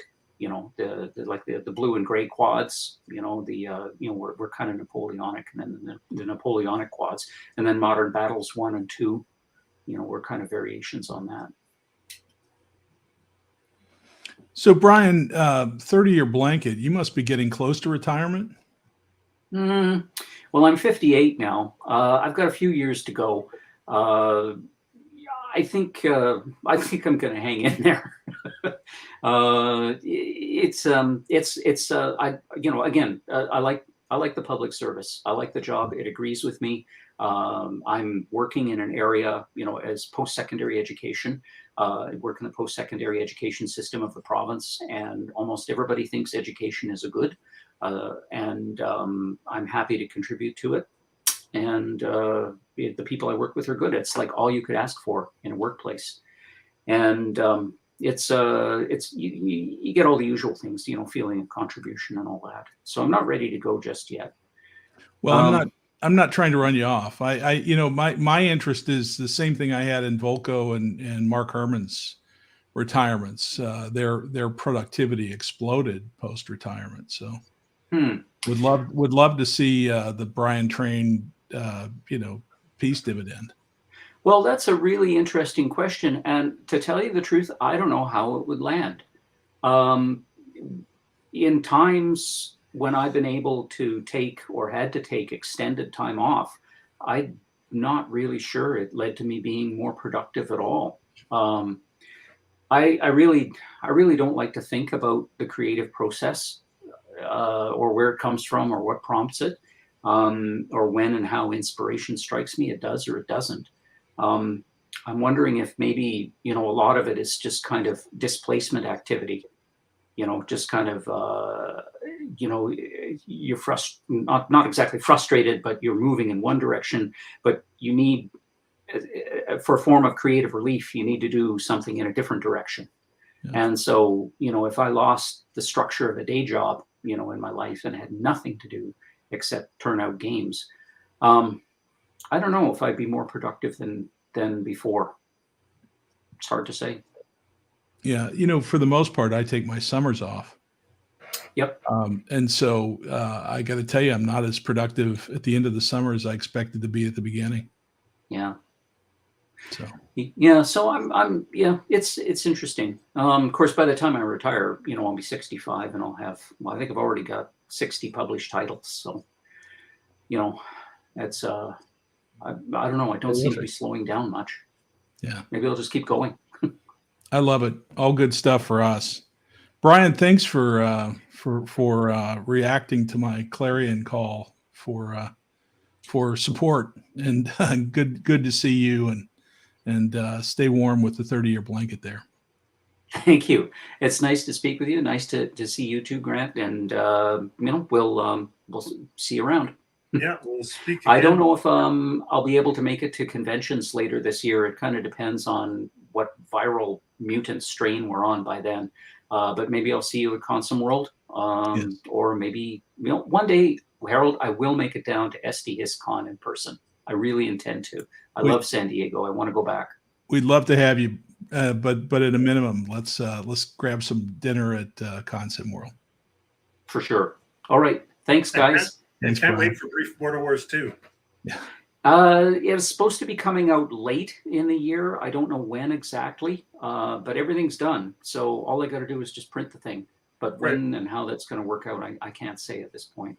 Totally. But I think you'll be pleased. Good. Thanks again. Thanks. Bye-bye. Bye-bye. Well, that was terrific. A fellow Canadian. Awesome? I love Brian's stuff.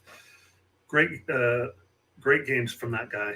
Yeah, the B Train. And I have to tell you, one of my favorite people to talk to, just one-on-one. He is the funniest guy, and he was very formal there, but we only scratched the surface. He is so funny and dry sense of humor, and we've just had some great times together at Consum World. I love that guy, absolutely.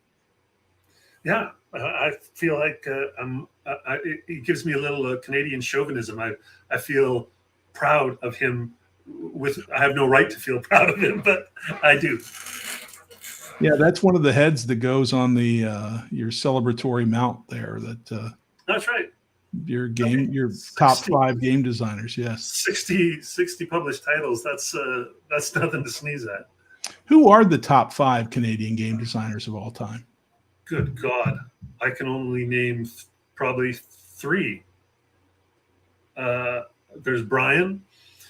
There's Mark Rodrigue. Oh no, there's 4. There's Mark Rodrigue from Bayonets and Tomahawks. Mm-hmm. Carl Paradis of the No Retreat series. Yes. Marco Poutre, Prelude to Rebellion. Mm-hmm. That's what comes off the top of my head. There's probably some. I know a few Canadian ASL designers, but they're scenario or HASL package designers. I got to tell you who I'm going to give you credit for, since you can't come up with 5. And she would be very upset that I'm calling her Canadian and not French, but Morgan Guillon-Roté. Oh, great. Yeah, wonderful. I think of her as French. Yes. Well, fantastic. Well, we'll take it. Yeah, she spent a good deal of time in the United States when she was in North America, but she also spent a good time in Canada. Well, there we go. Now we have our 5. I'm Done. sure I'm probably missing somebody really huge, but I'm on the spot, so that's my answer. Yeah, Well, I'll give you a better answer tomorrow. We should talk some about your latest game. While we've still got some time on the clock as well, because that's we touched on it a little bit when we talked about how it seems to me when you designed that game, it wasn't that it was you were specifically trying to design a game that was quick to learn, quick to play, that sort of thing, as opposed to going, I have this subject that I want to make a game on. It was more like, I have this chassis I want to fit a game into it. Would you say that's right? I agree with that. I haven't designed many games, right? This Flashpoint South China Sea is my 3rd war game, historical game, and I've designed another party game that a company called Broken Games has the rights to now. I'm interested in all sorts of different things. So one thing that I was interested in was this modern conflict between China and the United States. The other thing that I was interested in is, hey, can I really put together a simple game? Gene Billingsley, the president of GMT Games, he and I were talking once, and I said, I'm working on this big complex project and I'm having a terrible time. And I said, I can't find anything that works, not happy with anything. And he said, make a simple game and it will cleanse your palate. And so the simple game that I made was Flashpoint South China Sea. And when I defined simple, I defined easy to teach, quick to play. So quick to teach, quick to play, and then you didn't have to memorize the deck, right? We've discussed these things. So those were the parameters that I put on it. And then I wanted to make a game about the conflict, the political, the non-kinetic conflict between the Chinese and the United States. And that's where the game came from. So, I was very happy with the outcome. It's, I shouldn't be the one to have to tell you this, but it's a very elegant, quick to play, mechanically very smooth, a lot of interesting choices game. Now, yeah, I agree. Yeah, I appreciate that. So, but is it does it teach? Is it a complex game for everyone? Does it teach everyone stories and give everyone takeaways for the game? No, it doesn't. Or the conflict, right? So does someone who teaches at the world politics at the Naval War College, do they play that game and come away with a lesson? No, and once again, never my goal or intention. No, it's not. It's same with somebody who plays Next War Vietnam or Next War China or whatever the next war on South China Sea would be. It's like that they have a different level of involvement with the topic, right? Yeah. So, I kind of view myself as the designer of Watergate. And the only difference between us is that he selected a wonderful theme for that game. And I selected one that wasn't as interesting to the broad universe, but it was interesting to me. So it was fun to do. And, the feedback has been pretty good, but it's a controversial game. inherently. A lot of the controversies you and I have discussed over time is that people have a view of what they expect in a game, and that view may or may not be influenced by me. But frankly, I haven't talked much about it. I told everybody I made a game. If you look at any of the videos or interviews beforehand, I'll say quick to play, quick to learn, don't have to memorize the deck. And that's, that's where I am. I'm there. That's what it is. And I find sometimes the criticism of games veers into the critic is criticizing the game for not being what he wanted the game to be, and rather than addressing what the game is. Yeah. Mark's got his Fort Sumter game. That I'm not as interested in that game only because I like a big meatier game on that subject, and so the quick playing game for me isn't as interesting. Sure. But I don't know much about the South China Sea situation, so a short game, I found it just great to go like, oh, I hadn't even thought of that. Yeah. Yeah, I think that's that's a curiosity, and I don't want to complain too much about reviewers because reviewers should do their thing. I don't think we see enough critical review in this hobby. Reviewers generally, what do? Number one, they like to open the box and take a video of that, which is fine, but doesn't help me much. But most of the time, you see a review, and very rarely do you see critical words about that game. I that's my feeling, right? And I've benefited from that for most of my short career in war games.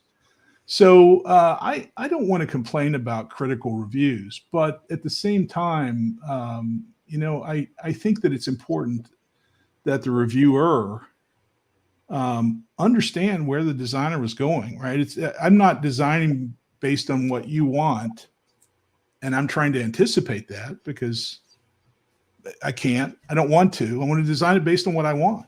And if you don't like it, that's fair, right? Be critical because you don't like it, but don't like it because it's not this. That's not such a good. I think one of the best places after you've interacted with the game, studied the game, if you're going to sit down and review it, I think one of the first things to do is to look at the director's or the designer's notes, where they'll often give you the clue as to what it was that they were trying to do with this particular project, and then interact with that idea rather than I wish it was this or I wish it was that. Yeah, well, look, Jeff's got a good comment here. The designer meet the challenges he set for himself. That type of analysis takes more than a YouTube influencer.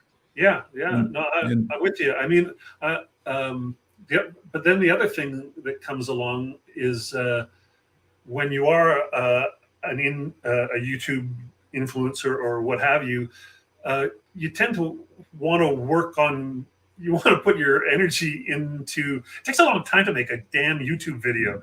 There's a lot of editing and stuff. These live things are easy because there's nothing you can do. It's out of our hands. But to make the things, so you want to actually work on games that you enjoy. Yeah. Like to put together a 1 hour piece on a game that pissed you off. It would be like spending 8 hours working on that thing that you didn't enjoy. So I can see that angle of it. Yeah, agreed. But I'm happy with the critical reviews. I think it's okay. And Brant's dead on. And Brant, one of the things that drives me crazy is the proliferation of people just opening a box and taking a picture of the stuff. Right? I mean, that's the easiest stuff to do. I mean, and if I'm a game company and I'm passing out games for people to do reviews on, and all I get is an unboxing, I'm going to be kind of pissed, or at least I would be. Absolutely. But I do think that designers need to be more critical of the product, and we just don't see much of that. I'm not going to name them, but there are 3 or 4 of my favorite reviewers that every review is positive. Every review is positive. And, I'll respond to a couple of those things. One, The unboxing thing, I do unboxings on my YouTube channel, but I mean, I'm doing unboxings of games that I paid for. I get sent the occasional game, but it's just a way to keep the content going in the channel in between the beefier things that you put your heart into, right? It's not. I mean, I'm not a great watcher of unboxing videos. It's just it's kind of like filler content. But in terms of the more critical reviews, I loved reviews by a fellow named David Hughes. He did reviews in Battles magazine. So he's a print, he's a print reviewer. He's not a YouTuber or a podcaster, but he did reviews of Holland 44 and Blazing Chariots, I think, the BCS game, and both of those were quite critical. At the same time, he said, I really enjoyed the game, but this is where the simulation breaks down for me. Didn't ruin the game for me, but I don't think frontages were like this, or like he puts a lot of thought and research into that. As research that I just don't have the time to do. Yeah, and Brant again, as always, brings up an interesting point about the popularity of the unboxings, and frankly, if they're popular, who am I to judge as to whether or not they should exist? It would be interesting to know how many times a good game gets an unboxing. That's true. There's a million of them. Yeah, there's a lot, and so I've also there've been a lot of unboxings of Flashpoint. It's a GMT game; it got a lot of attention, and selling a lot of units. But the unboxings were many times people that were doing reviews or how to plays, right? Which are very valuable, I think. I mean, content-wise, and harder to do, right? More time and all of that stuff. Yeah. So I probably should shut up on my unboxing soapbox. Well, no, I hear you, because I get how it doesn't add anything to you. It doesn't pique your interest, and as a designer, it doesn't help you at all. But as somebody who puts out those pieces, when I get a new game, I zip off an unboxing, and I might not put it out for another 3 months or whatever. It's just it'll be there in the queue for when I need some content. But it's the first thing I do when I open the box, and then I got to take the time to actually learn the game and have something to say about it down the line. Yeah.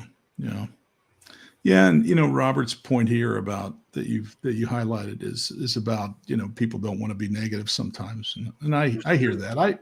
But I would like to see more critical discussion, and critical discussion's what gets me into trouble, right? When I air my opinions about this or that, and suddenly, the Hex fans, of which I'm one, feel like I'm moving their cheese, and I'm really not. I think there's a ton of great Hex encounter games. I'm not going to be able to limit that if I wanted to, which I don't really want to. So I don't know. Part of the fun.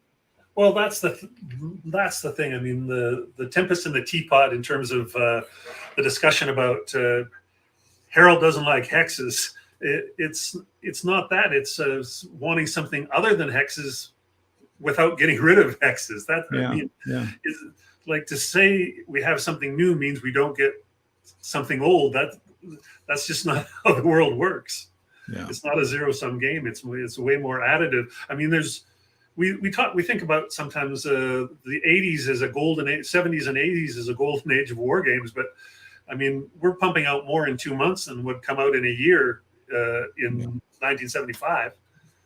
Yeah, and I'm as always, I talk too much about GMT, but I'm close to them, and I know the designers and the management and the company, and like them, right? Like their process, most importantly as a designer. But it's amazing the criticism that Gene Billingsley gets for the assertion is that GMT has limited capacity, which is true, right? Any organization has limited capacity, and that by doing games that are not traditional Hex Encounter, that they're limiting the number of Hex Encounter games. But I think if you look at the sheer quantity of games that GMT has done over the years, it's grown dramatically, and their capacity has grown dramatically. And boy, there's still a lot of really good hex encounter games that come out of that shop. Just a tremendous number. The criticism that drives me crazy for those guys is the criticism of the P500 system. Mm-hmm. And there seems to be people who think that because some title that they really want is got a super high P500 number, and it's been there for months and months, that game should come out before something else. And that's just not how it works. And I would be amazed if Gene didn't have different contracts with different designers. So just because designer X hit his P500 number really quickly, it still might not be profitable to publish right away. Maybe it needs to hit 1,000, whatever. There's more things that go into it, I'm sure, than just the damn P500 number. Yeah, I'm not saying this from any knowledge I have, but there's no doubt that if Mark Herman or Volko or even Jason come up with a game and it's ready to be published, it will be published before Harold Buchanan's game. Right. Yeah, there's just no question. And that's just basic economics. And GMT has every right to make those choices. The thing we got to remember is that I talked to Mark Herman a lot about the fall of SPI because I think it's so interesting. And he and I have some significant disagreements over it. Of course, he knows and I don't know. So that's the best part of that disagreement. But the reality is that, that P500 system has been a lifesaver for GMT and other companies using very similar systems now. Yeah. To just make sure that you have a group of people that are committed, or a soft commit, which is what P500 really is. Yeah, and that's what Medium's doing now.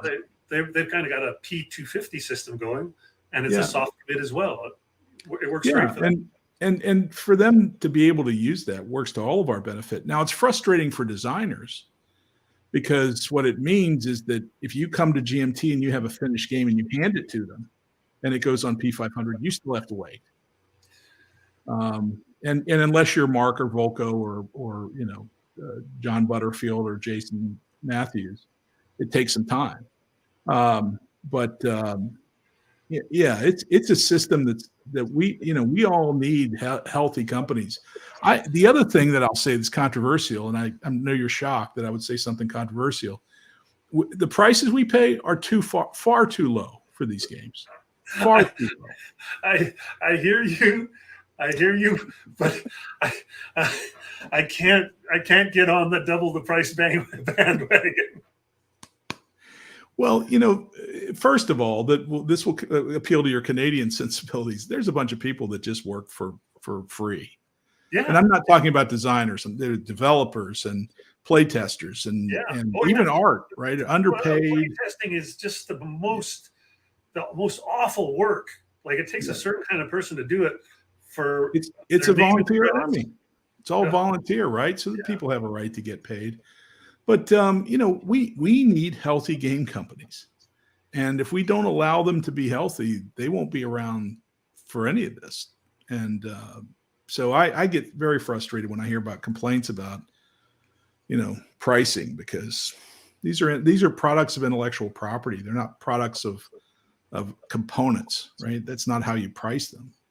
And I'm telling GMT all the time, price isn't high enough. They don't listen. The good news is they don't listen to me. Well, I when I spend $70-$80 on a GMT game, that's like what it costs to go out to take the family out to a movie, and I'm going to get way more enjoyment out of that game than one night at the movies. It's or one night out at the pub or whatever. It's not a big deal. I think the other thing people miss, though, is that the P500 system isn't just it's not some kind of meritocracy or democracy where it's Gene has to acquiesce to the votes of the people. He's still got to go with what he thinks he can sell, this regardless of where the votes fall. I mean, when you look at how some of those Commands and Colors Napoleonics games can have 1,000 pre-orders and not be still not be in the print queue. Like Gene's got to have a reason for that. Maybe he's not making as much of a margin as he needs because of all the block components. I don't know what it is, but there's got to be a reason that he doesn't print those as often as he could. Well, their model isn't 1,000 unit print runs, right? They wouldn't do a game if they thought they could sell just 1,000 units. So the second, third, fourth printing of these games gets kind of dicey and dangerous for them. Especially if the second printing, third printing has nothing else to add.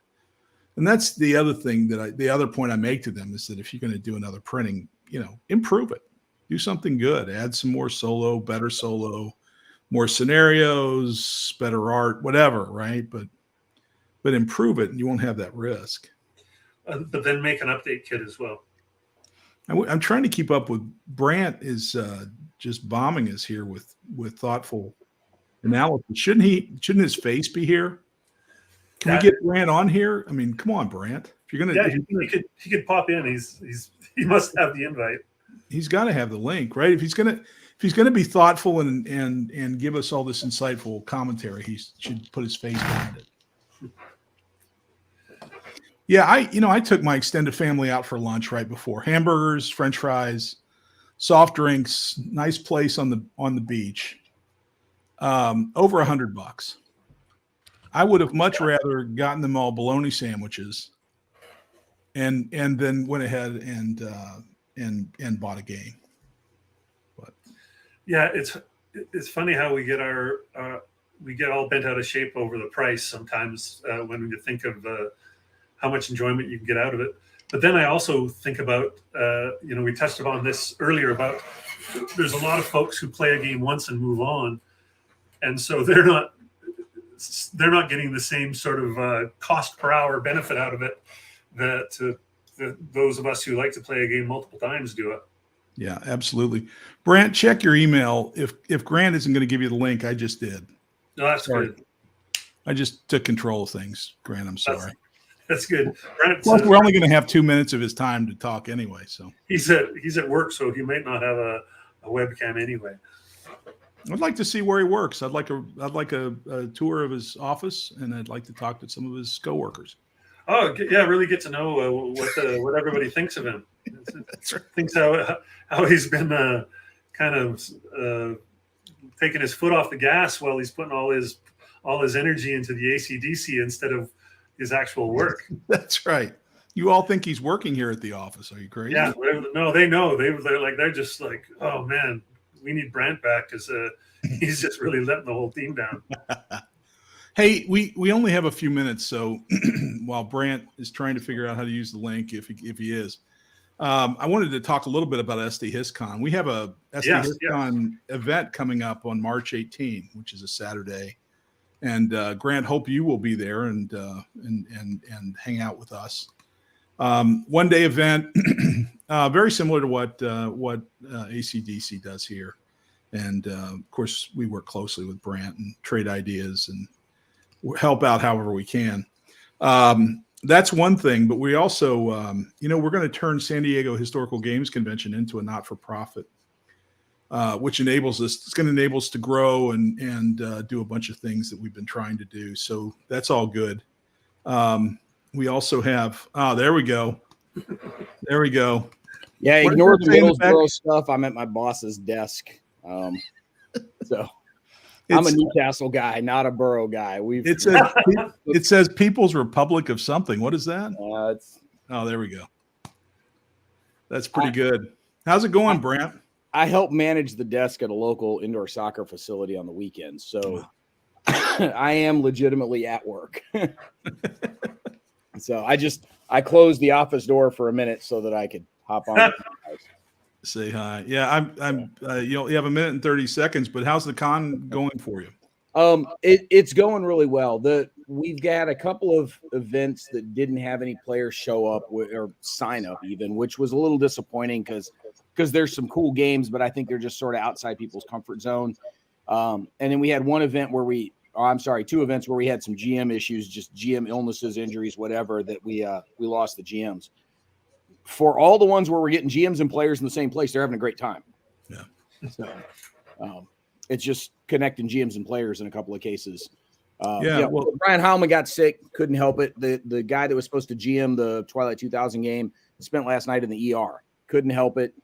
But And that's a big part of it. The ACDC convention is actual play. It's actual getting either teaching play or play. Yeah. I mean, we like doing the talk shows and things like this because it gives people a chance to like get a whole bunch of these things all in together on one weekend, where you get a chance to see a bunch of really neat topics.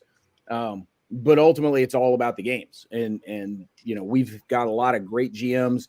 Jim Ozarski does this stuff 3 times a week all year long, and so folks gaming with him know what they're getting into. Great, Pete. I'm glad you had fun with it. But guys like Devin and Keith from Lock and Load that teaching their stuff online, they always put on a great game. Patrick from Patrick's Tactics and Tutorials. This is the first time we've had him as a GM, but he's had lots of folks guest on his YouTube channel where he's taught stuff online. Gary teaching great campaigns. He did an OCS boot camp for one of these one year. It's great.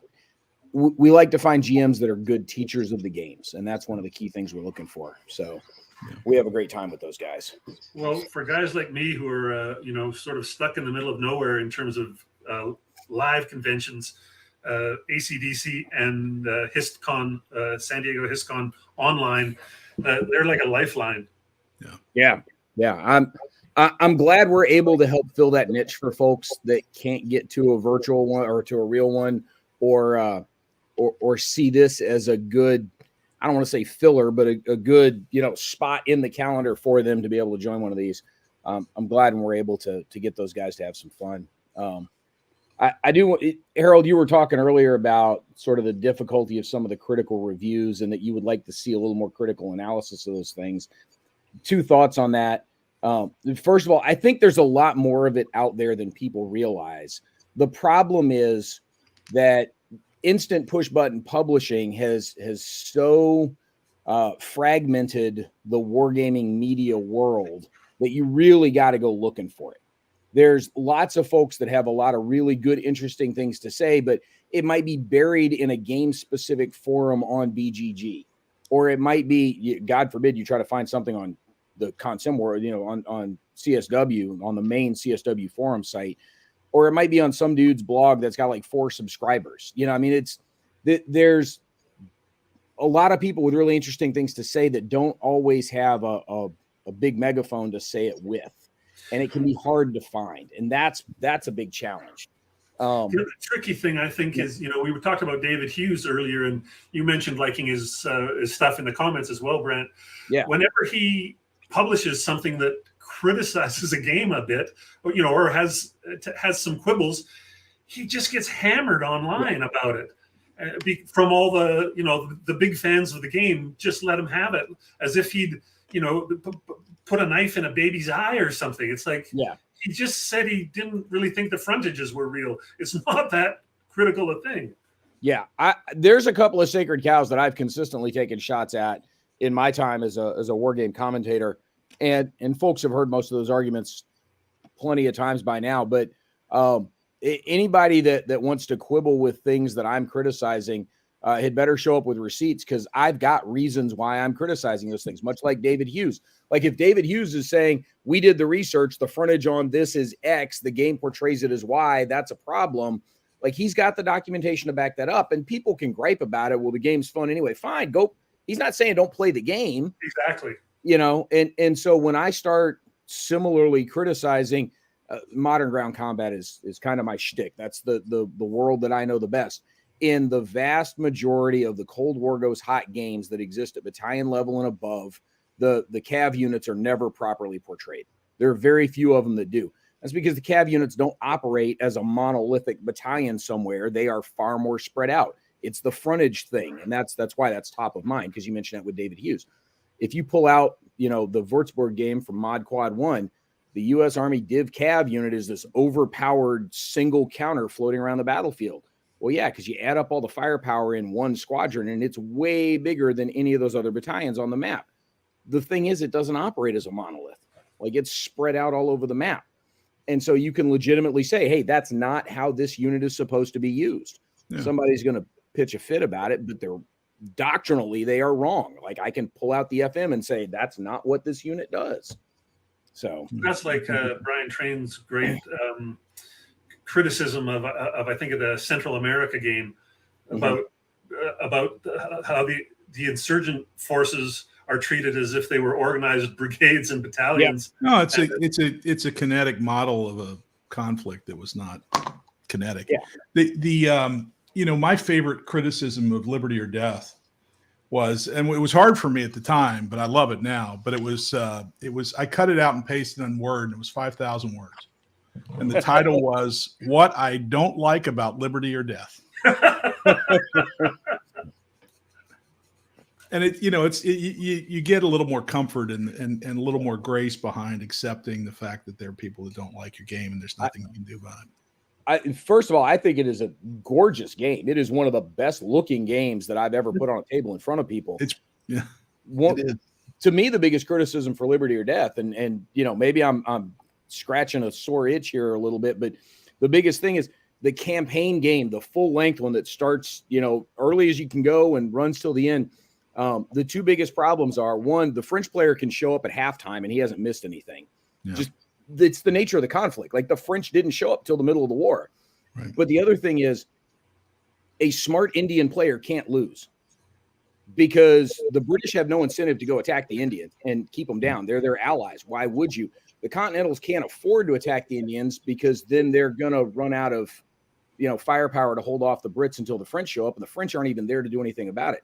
A smart Indian player keeps his head down, stays out of the way, builds villages everywhere he can, and then suddenly it's too late to do anything about it, and he's going to win. This is the classic situation where on his side.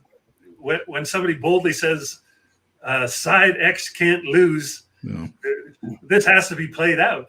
Yeah. I think 7 or 8 of them. I've played 7 or 8 full length campaign games of Liberty or Death, and I've never seen the Indians lose. So I tell a story about this. This is an example I often use when people talk about balance, because balance is meaningless unless you talk about the context of the people that are playing it. Yeah. Because balance for the three of us in a game would be different than a balance for me and Mark Herman and somebody else, right? Oh, yeah, absolutely. So I was at my SD HistCon pre-COVID at one point, and a guy walks up to me and he said, "Love your game, Liberty or Death, but I got one problem with it. And the problem is that I can't ever win as the British. Nobody can win as the British. You can't win as the British." And so I walked him over to a table with one of my other good buddies, Michael Vilbert. And I said, "Mike, I'd like you to meet this guy." Michael says that if he plays the British, he can't lose. and right, it's that. And we get in these echo chambers and perhaps you're right? Perhaps that's factual, right? But we don't know, because the way to test it would be to let you play everybody. Yeah. Right. So I, there's strong opinions on the side of a game, especially coin game, is great. Yeah. I think it's a great game. One of my favorite Liberty or Death stories was actually the Origins, the year it came out. So 2014, 2015, somewhere right around there. We had 2 games on the schedule. We had one event on the schedule that was set for 2 tables. So we were going to take up to 8 total players and have one GM get both tables started and then kind of bounce between them to answer questions. But we had so many extra people show up hoping to get a seat at the game that we ended up getting out my personal copy also. And we were running 3 simultaneous tables of Liberty or Death. And we ran, poor Rick Billings got run to death as the GM on that one, trying to bounce between 3 tables. But we had enough people show up that we had to add an additional table to the game in that session. That was you guys were kind enough, I think, even to invite me up to that to play, which I will at some point, right? I'm undergrad from Ohio State. I grew up in Cincinnati. It makes perfect sense. I should go back to Columbus at some point, right? One of these days. I'm up there every fall. You're just going to have to move the convention. Yeah. I'll get right with 2 Origins on that. If Buckeye Game Fest used to be in the fall, they've moved it to the spring now, so it's going to happen in April going forward. But we're also going to be at Buckeye Game Fest pretty regularly, also supporting Gary in the War Room there. So, yeah. Awesome. So that's going to be pretty regular. Guys, I got to actually go back to pretending to work here. So good seeing you, Brant. Thanks for dropping in, Brant. Yeah, I appreciate it. So I got coworkers wandering in and out of that closed door I just showed you a minute ago. Riley's right here in the office with me at the moment. So Good seeing you. Thank you guys both for being here, and I'm glad you were able to be a part of the ACDC. And for the audience watching, I hope you're having a great time, and I appreciate everybody being here this weekend. So thanks a bunch, and y'all take care.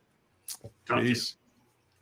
Harold, Hey, before Grant. we wrap up, I just wanted to give you a chance to talk a little bit more about H2 because we can go overtime. There's if that's fine. I just wanted to give you a chance to talk about the convention a bit because I went to in the COVID year, I went to your online one, and it was just like, oh, this is where's online conventions been all my life. Right. No, it's interesting. There's a latent demand for these online conventions that we never even thought about.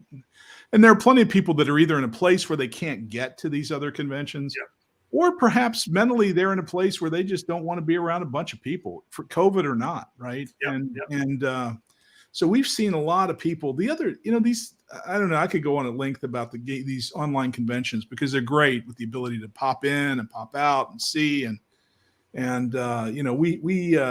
like ACDC, we put together a pretty good group of people to pop in and out on. But we've got this March convention coming up on the 18th, so would love to see people there. Is that a themed convention? It's Saturday, and there's not going to be a theme.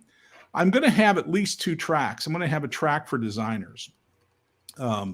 That I think will be fun, and anybody can go into either track, either of events, anytime. Right. But I think that will be a fun track, and we got some really interesting panels set up around that. So that'll be good. We've got our November face-to-face convention in San Diego, but Grant, we're going to do something else that we really haven't talked much about, which is I've always wanted to do a pop-up historical convention at a historical site. Right. So, one of the places might be Gettysburg or Ticonderoga, right? You and I think I've even talked about this. That's going to come to fruition this next year. In August, somewhere on the East Coast, yet to be named, but we're working down that path. We'll have a pop up, and the Friday will be just tours of history stuff. Yeah, history stuff. What does that mean? So historical sites, events, things. And then Saturday and Sunday will be a couple of days of gaming somewhere for all of us. And I'm so excited about this. And we'll do it in a location, and my hope is that we'll do it someplace else the next year, just kind of moving around. Pop it up to whatever, whichever battlefield or historical site makes sense. We've got Conflicts of Interest magazine is our online e-zine. We've got 1 issue of that out. We're going to be working on another one, probably first or second quarter. And that magazine has a critical review in it. It does. And it's a what is it? Absolute War, right? And Carl Paradis from Canada responded to that review. So we, in the old school method, we gave Carl an opportunity to respond, and we have a critical review coming up for the next, and not a game that we loved as a group, but there are some things we have issues with, and so it's another critical review coming. All of that said, we owe a game to somebody, and maybe it's somebody that's registered. Is that how you want? Do you want to? Yeah. Would you like to pick somebody that's registered and give it to them, or should we only choose from the people that spoke? We're going to excluding Brandt, of course. What do you think? I think the people who spoke is probably a good way to go. A good way to do it, because I don't know if I have a listing of everybody who is or was. So here. We do. If you look at the event on Tabletop Events, it gives us a list of 1, 2, 3, 4, 5, 6, 7, 8, 9 that registered to show up. So if you wanted to do that, you could roll a die and we could just pick one of them. Yeah, I would do that. Okay. So there's 9. We need a D10. I'm just going to go an online dice roller. And they're listed in alphabetical order, so we'll just go to top to bottom of that list. I think everybody has access to that. Well, then we're going to do I can do a D9 actually Oh, very on interesting. this on this non-conventional dice roller on calculator.net. All right, so if they're listed alphabetically, I will just give us a number. Here it goes. All right. It's taking a minute. Number 8. That's Tommy McGuire. Well, there we go. There it is. Congratulations, Tommy. So can I ask you, Grant, if you can find his name and address? Yeah, I'll try and get a hold of Tommy, and or if Tommy's still watching, I don't know if he is or isn't, but if he is, he can get a hold of me at the pushingcardboard.com website. But I'm sure I can get a hold of his details from Brant. Good. And yeah, that's great. Tommy will get a copy of Flashpoint South China Sea. Yes, published by GMT Games, available at retailers near you. Yeah.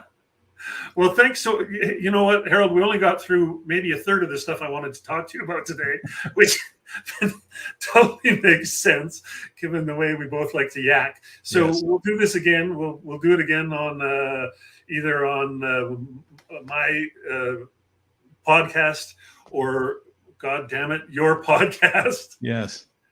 We need more of your podcast, and we need more Wild Weasel to come back, and then the world would be a harmonious podcasting place again. You're very kind, Brant or Grant. Great to see you. Sorry to call you Brant here at the end. You know, what a treat to play a game with you when we were at GMT Games. Well, and it was a hex and counter game. For all the people who think Harold is anti-hex and counter, there we were. I mean, it had some chip pull, so it wasn't from the Dark Ages, but I wasn't wearing a shirt that said, had a hex with an X through it or anything. No, it was a great hex and counter. No, game. it was a great experience. I enjoyed playing with you. Great to get to know you, and we ate together a few times, and that was a real treat. The highlight of that convention for me. So thank you for inviting me to talk, and good to see everybody. I'm glad that we had some people in the audience. Well, hey, thanks, Pete. I think we both say thanks. Well, you know, I think of out of all the conventions, the one that I have the most chance of getting my wife to make a trip to is yours. Going to Ohio is not the same thing as going to San Diego. Ohioans take that with the disrespect because it's just a fact. Yeah. If I say to my wife, do you want to go to Cincinnati or do you want to go to San Diego? That's pretty clear. It's the ocean. Yeah. Yeah. Yeah. Well, thanks again. Thanks to everybody who dropped by to see our first go at a live interview, and thanks so much to Harold for being my guest and co-host, and especially thanks for bringing Jason and Brian for a couple of surprise shots. That was two great guys that I've admired from a distance for a long time. So that's great. Yeah, good fun. All right. Thanks, everybody. Enjoy the rest of ACDC. See you later, buddy. See you later.